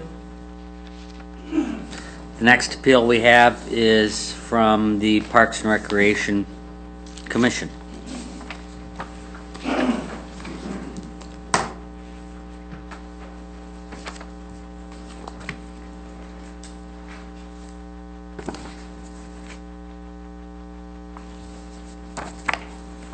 Morning, everyone. Morning.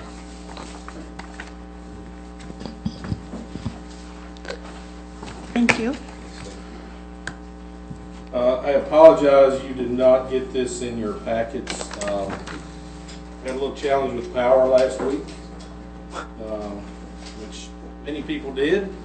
And Oh, I that's could okay. not get access to our server system because we had no electricity, no telephones, you know, just. So unfortunately, there just are some things that I didn't get put together, sent over to you, but hopefully I can put something together. I'm also going to pass around a photo that will help lend some visual aid as part of my discussion.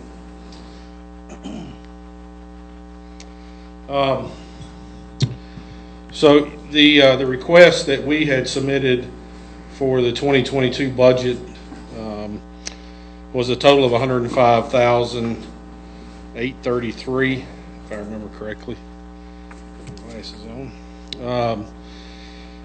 And it was recommended by administration for $85,396, which actually takes us even below where we were funded for 2021. So I am requesting that as a part of the budget process that the amount, our original amount, be put back in. And the first item that we were requesting was just to continue to fund the part-time position, the seasonal part-time position during the summer months. I think that's a total of about 520 hours. It's basically 13 weeks at 40 hours a week. I will tell you that we were not successful in filling that early in the season. We met with a number of challenges this year when it came to hiring folks, and it's the same challenge everybody else in our community is facing, and there just are no applicants. Ultimately, we were able to fill the position at the end of June, first part of July, and now his last day was last Sunday, and he's headed back off to college. So we did not get to utilize the position this year like we had hoped, but ultimately the circumstances with just having people applying for positions. We have a number of positions in our system that just went unfilled for the summer because we had 0 applicants. So there are some challenges there, but again, we are requesting that position be funded again this next year. And basically, it's a position that assists with trail upkeep primarily throughout the county, and then ultimately assists us some there at Charlton Park with some of our trail activities there. And just this last week, he helped clear brush. And I will say the trails have been, particularly over the summer, we're in good shape. The use, again, I think if you remember, I spoke to you folks last year. COVID-19 has continued to have a tremendous impact on our operations, just in terms of the amount of time we're putting in, and then ultimately the number of users that we're having at all of our facilities. So, and I don't anticipate that changing anytime soon. So that's part of the request, is just to continue the funding for that summer seasonal position. The other piece is what I passed around. If you remember, we do the mini grant award program to the local units of government within the county. I wanted to provide each of you a little bit of history on those going back to 2016. They talk about getting government back to the people. There is nothing more that does that than this right here. This is going back to the people who live in your districts at their homes. You can see it's a pretty varied list, touching all parts of the county, and we would like to see that continued. And if you read down below, you can see in 2021 there were 7 project requests totaling $57,500, with an estimated total for all projects being $142,000. That's money committed back to the local units, and then ultimately again to the people who you're representing in your local districts. And it affects families that live in your communities. So we're asking for an additional $5,000 this year to bump that up to $20,000. And as you can see by the total requested in 2021, even at $20,000, we're not even hitting half. So the request there is for an additional $5,000 to put toward that program, and I would assume, just based on conversations that I've had with some within our communities locally, I think there's an appetite to continue to put in requests for funding, and you can see the ones we did for 2021. Handicap accessibility platform, that's going in the village of Middleville at their amphitheater. And then the village of Woodland is working on a walking path within Classic Park there within the village, and we're going to be assisting them. And then in Yankee Springs, they're trying to do some redevelopment on the soccer and baseball fields there in Yankee Springs, and we're going to help hopefully with some fencing there to address some safety issues. So, and then not least is just the picture I'm passing, or hopefully it's made it around. I don't know if it has or not. So one of the challenges we've been experiencing over the last 2 years, again, is just the volume of people wanting to participate in outdoor activities. McEwen Bridge Park, when originally designed, it's a beautiful circle parking lot, drive, whatever you want to call it. I don't know why that's funny, but it's a beautiful But it is not very efficient. Oh my. And it's created some challenges for us. It's created challenges for people utilizing the facility. And then ultimately, probably my bigger concern is just in terms of emergency services. If you look closely at that picture, they're parked on both sides of that drive. You cannot get a vehicle through there. A lot of trailers. So they're hauling kayaks and tubes. Is that on the north side of the bridge? That is on the north side of the bridge, yes. The trailer thing is new, Ben, quite frankly. It is something new to us. It's primarily new because of kayaks. People who don't want to, who maybe have a pickup and have more than 2 kayaks, or they don't want to put the apparatus on top of their car. So it's created some challenges for us. The parking lot isn't designed for that. You can clearly look and see it's a circle drive, and we would like to secure. I requested 10,000. I haven't put an RFP together or put it out. I don't know what design and engineering would cost to redesign that. The other challenge we have there is it's spilling over into or onto McEwen Road, and that's a curve. Once you get past the entrance into the park, it's a curve. So we've got people parking on both sides of the road there on McEwen Road, and that's creating another hazard. So ultimately, we're requesting 10,000 to be able to try to solicit some design and engineering services to ultimately put a cost to what it would be to expand the parking lot, or basically redesign the parking lot to where it would accommodate the users. So, and I'm happy to answer any questions. Questions, comments from commissioners? Start with Commissioner Connor, then anyone else? Is there, Catherine has. We'll go after. Is there parking over by where the bathrooms are? Over on, that they could maybe put their kayaks in and then take their car and trailer over there? Is there enough parking over there? On the north side or south side or northeast side?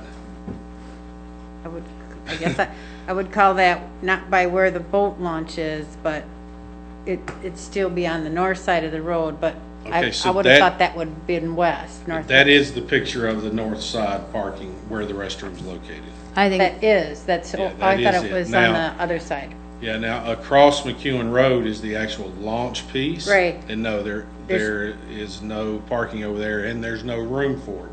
Right. Our ownership is essentially the driveway down to the Oh, river. okay. And then the access walkway up to the bridge. Okay. And that's pretty much all the ownership of property in that area, so. Okay, thank you. When he said it was the north side of the bridge, I thought he meant where they launched them. That also is on the north side, yes. Okay. So that and the launch area Okay. is on the north Okay, side, correct. thank you. Commissioner Getty? Just a comment that we've seen increased use like this at Charlton Park and McEwen Bridge Park. This picture, I think, captures the fact that this is not a safe environment in our park system. So I think we need to address it. Any other questions or comments? Thank- If you had your choice, which would you choose? Having the money to do the parking lot or the money for the mini grants? Parking lot. Thank Okay. you. Thank Yeah, you. That certainly is an immediate need. Yes, I see that. Versus the other, so, yeah. Yep, Thank you for your presentation. We will decide on your appeal shortly. absolutely. Enjoy the rest of your day, what's little bit is left of it.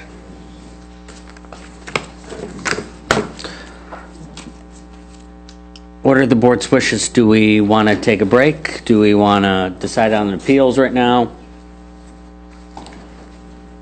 Let's take a 5-minute break. If there's no objection. Hearing none, the board will adjourn or stand in recess for 5 minutes.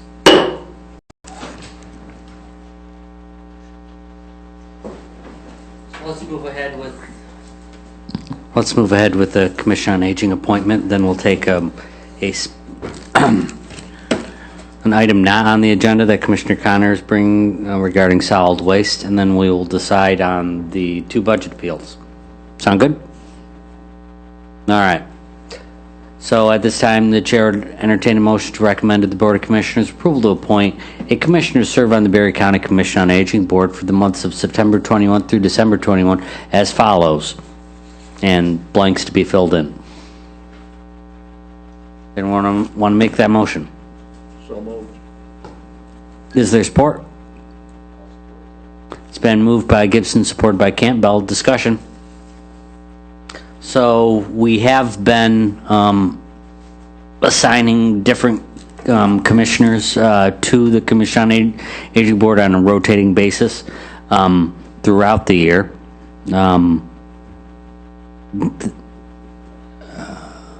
Who on this board has served on the COA board? I mean, yeah, recently. I have. Who? Catherine, have you? I have. Bruce? 6 years. 6 years? What's longer than that? Yeah. I'm supposed to go this month, today. Yeah. And who's going to take my place? I have a prior engagement. Well, when I'm up again, you can take my place, and we'll just switch. What? So when did you have John, or when was I coming up again? You weren't. Uh, You weren't. Okay, that's fine. Wait. I can take a couple months. Yeah, what's the reason we don't have one on there full-time? We didn't have anybody that fit their schedule.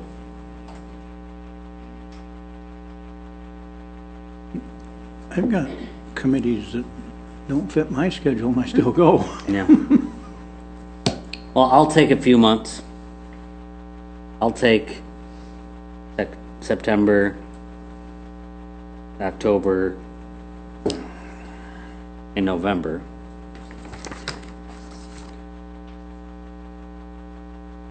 No, I could do 2 months.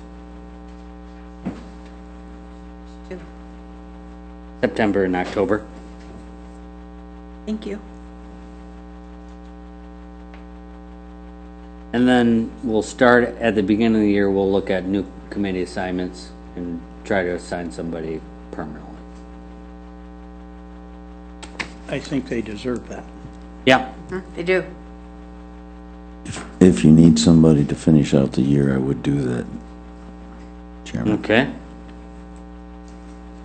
Bruce for November.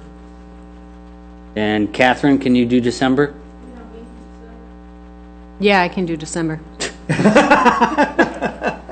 Karen. And we, So you said you're doing September and October? yeah, Okay, so, That means Catherine will be there, sorry.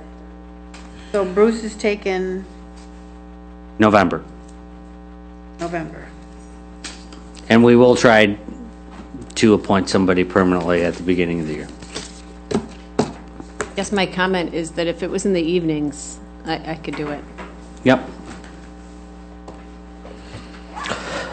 So the question before the committee is to recommend to the Board of Commissioners approval to appoint a commissioner to serve on the Berry County Commission on Aging Board for the months of September 21 through December 21 as follows. Geiger for September, Geiger for October, Campbell for November, and Getty for December. All those in favor say aye. Aye. Aye. Aye. Opposed, nay. Motion carries. Commissioner Connor, you have an item? The Solid Waste Oversight Board, because we have they have an agreement with Eaton County. Apparently, this is a Pass it down. a long-standing agreement that they have with Eaton County. They have a grant for tires. You had signed it, I think, previously in the past.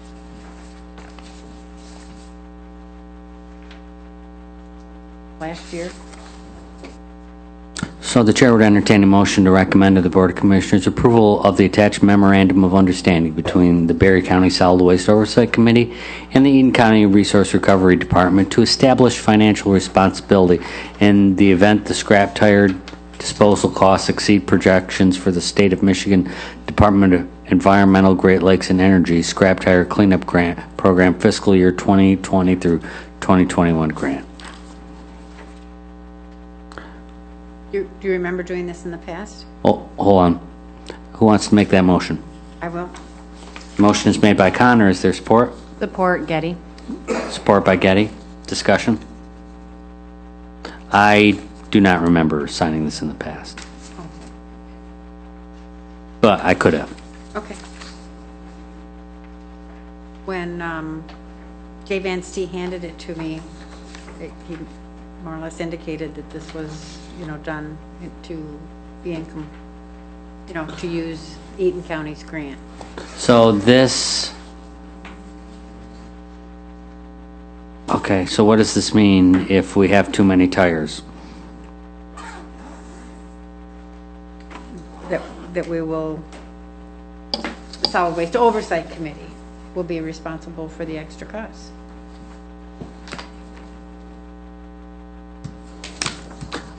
I know there's a lot of tires out there and people like to bring them. We also did just approve an extra trailer this year. Instead of Oh. 3 trailers, 4 trailers. But any discussion? Hearing none, all those in favor say aye. Aye. Aye. Opposed, nay. Motion carries. Thank you. You're welcome, thank you. Next item, what are the board's wishes? Do we want to decide on the appeals today? I'm ready. Okay.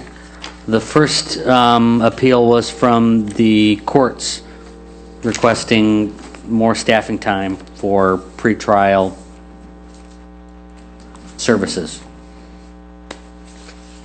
Floor is open for discussion. The information that I'd seen that she turned over, it looks like they need it. Looks like they need it from the information I read on why they need the extra hours. What do you think, Bruce? I would go along with Hoot on that it appears that we're signing orders and we have people that are in pre-trial waiting to go, and they're signing agreements, and we have nobody to follow through with it and see that it's done. Okay. Catherine, what do you think? I think there's a safety issue from the presentation, just ensuring that those pretrial orders are met. John? I guess we have two choices here, and the way I feel is we can do this. and do the pretrial screening. Or, I don't know if it's legal or not, but especially on the second offenders, directly to jail, don't pass go. But that costs us money too, putting people in jail. So, I would support this. Who? I would also support it. Vivian? I'm with John. I don't want to see second offenders out there, but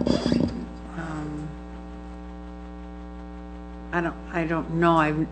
Thankfully, I've never seen one of those agreements. I never have to sign one. But I mean, there's got to be some accountability, and I don't know if they can write that into the pretrial agreement to make these people come back within 24 hours. I hate to see the county have to be burdened with having these devices on hand, which would be a cost, you know, to have them here. Inez didn't really answer that part of it. I didn't think of that at the time. Because if they have them on here and they train their staff to put them on, I understand that, but somehow the county has to get the item here. So I don't know how that cost is going to be, was a question I had after she left. But I would be willing, so we will decide these, and then the final budget will be approved in September, correct? Correct. I agree with what's been said here. It's difficult to plan a full-time office when you have somebody with an odd hours schedule. When are you off that 0.25 hours? So no question that it's putting stress on the department, but I agree with what's been said, that we do have a public safety issue, so I would agree. So the consensus of this board, Michael, is the appeal is granted. The next item is the Parks and Recreation grant. Or grant, the Parks and Recreation appeal. What do you think? I think we ought to fund them. Yeah. Vivian?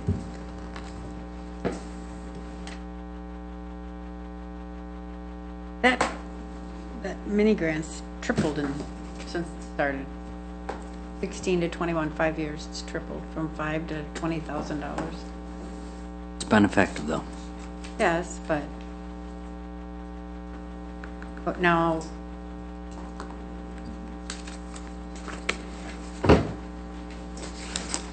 I'd like to negotiate. I think we should do one or the other.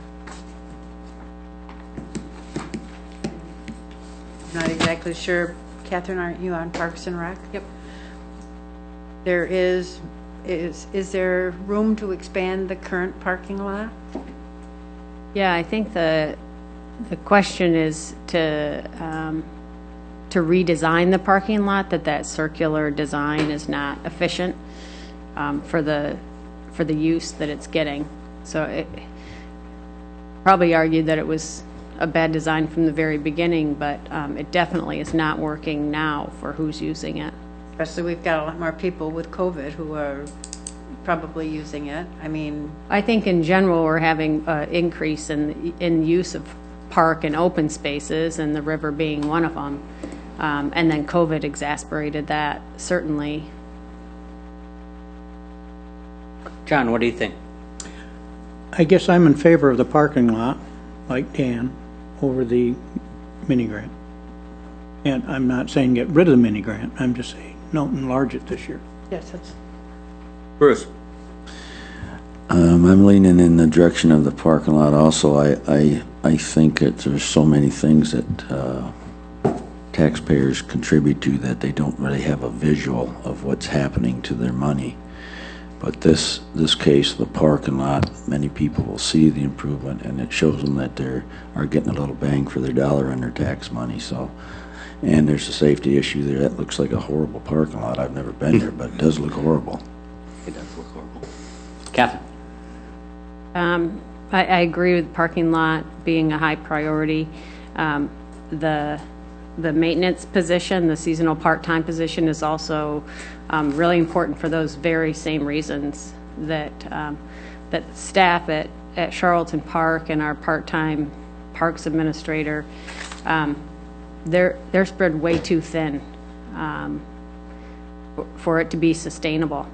I would challenge any of you to have a conversation with Dan Patton about how thinly staff is stretched in our park system that is being used. So if I had to rate my priorities, it would be the parking lot first, just for public safety, and then the part-time seasonal position be maintained for next year. And the grant program, although it's quite popular and we get a lot of requests for that, it had been $20,000 originally. It had been reduced to $5,000 in some lean years, and then has been gradually built back up. Really, is 20 to begin with? I believe it was 20. Michael, do you remember if it was 10 or 20? That was even before I started serving. The grant program, when it was initially for me formed. It was 15 or something. Yeah.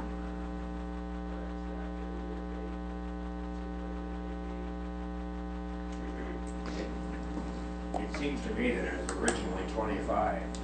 The original intention was to help support the Charlton Park Village by demonstrating to all the other townships that we'll help them also. Is somebody going to remember it was 30?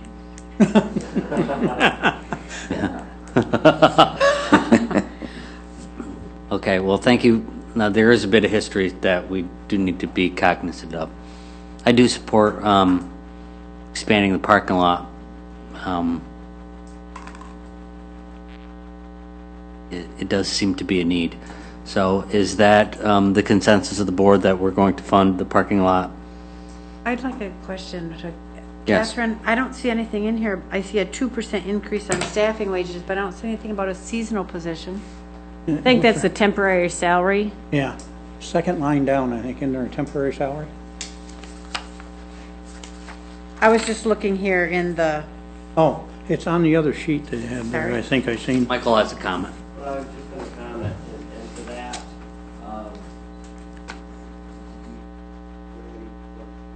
when I looked at the budget and put the recommendation together, the number that I drew it back to was the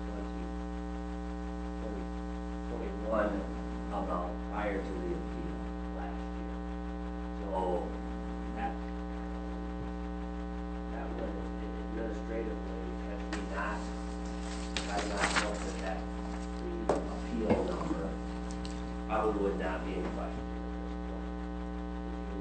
During the budget process last year, approved that part-time seasonal, increasing the appropriation, and normally I would take it back to last year's appropriation. We took it back to last year's appropriation, or I did, my recommendation, prior to the appeal. That makes sense. It's a bit convoluted and confusing. I apologize for that, but I guess what I'm suggesting is that item may get a little bit more consideration and weight because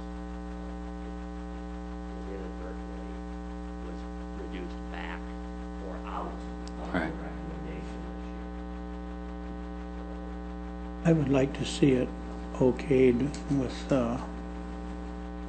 just the grant, 5,000 grant, extra grant taken off, which would, so it would include the parking lot and the part-time. The part-time was in there last year. I think, just like Michael said, we created it last year and then took the money back out. he's talking about the, excuse me. So I did notice that the Parks and Rec was actually coming in at less than last year's, this recommendation this year. If you look at page, sorry, Yeah, we didn't catch that, or I didn't. I had Well, noticed caught that. it actually after I had read it. I thought perhaps it had something to do with Headley. No, it was just it was an oversight. The number that I had was the 2020 amount, no, 2021 amount, before the appeal was granted last year. So that normally it would have just gone back to. Kept it open. John's recommendation would correct that as well as approve the Parking lot. parking lot. Yeah, I did notice that what your recommendation was actually lower than, but I'm not on the right page. Anyways, but that makes sense then, so. So John's, your thoughts are to continue funding the part-time employee plus redo the parking lot. Yes.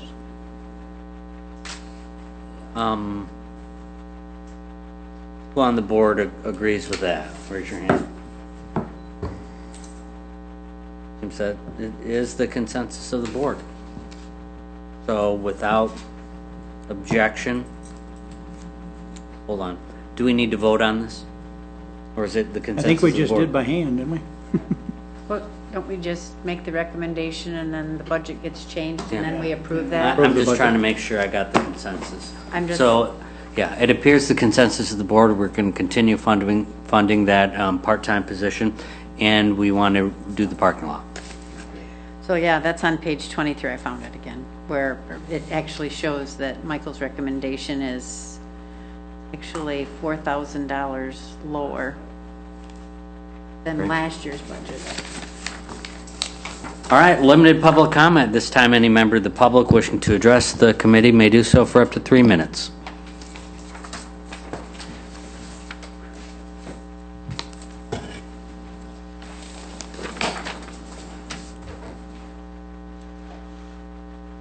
Hello again. As for Jack Ward, Nashville's lost, Woodland's gained. We had him enforcing some ordinances there for us last year, and it was sad when we seen him go and stuff. You had a gentleman over here that talked, had his kids well paid, talked about the jail and the millage. As a village trustee, back before the election last year, I'm going to try to intertwine just what I said earlier, but I was the one that presented the resolution at the village council to show no confidence in the jail millage. It was adopted unanimously. We didn't believe the county commissioners had done their job. And people are getting really tired of higher taxes, and if you have a responsibility, you need to get it done. When I asked you folks to pass a resolution demanding the state do a forensic audit, we were a lower body government, but we still passed the resolution not agreeing with you folks. I'm looking at, you had a lot of public comment here. You're getting ready to adjourn your meeting, and there's nothing about the public comment that's going to be said here. There's nothing in here. If you have a question, go downstairs and get an answer. Are you being transparent, and are you really fulfilling your duty to be responsible to the public? Does that make any sense to anybody? So I ask a question, and I just sort of get a look like, well, we're not going to answer you. So are you interacting with your public? The other thing I'll say, when I heard about, you'll know when you've done a good job. When people come up here thanking you, they're usually out here wanting something, right? Telling you how good a job you've done. When you go back to your communities, your districts and stuff, and you have that person that you don't know come up and say, why are you leaving? You've done a good job. You know you've done a good job. When they thank you. When you have people from the other side say, hey, don't leave. We need you just for that. You've done a good job. As I said, as a village president, I had that. As a village trustee, I had the same thing there. So don't worry about being thanked in public. Worry about if you're being thanked in your communities there and stuff, where you're at. Because that's where it really makes a difference. So I do hope you do pass a resolution demanding the state, not asking the state, but demanding the state do their job as legislatures. I think the audit is the only thing that's going to put the confidence back in your election. And I think you have that power and that duty to do so. Thank you. Thank you. Is there further public comment? Hearing no further public comment, and without objection, the committee will now adjourn.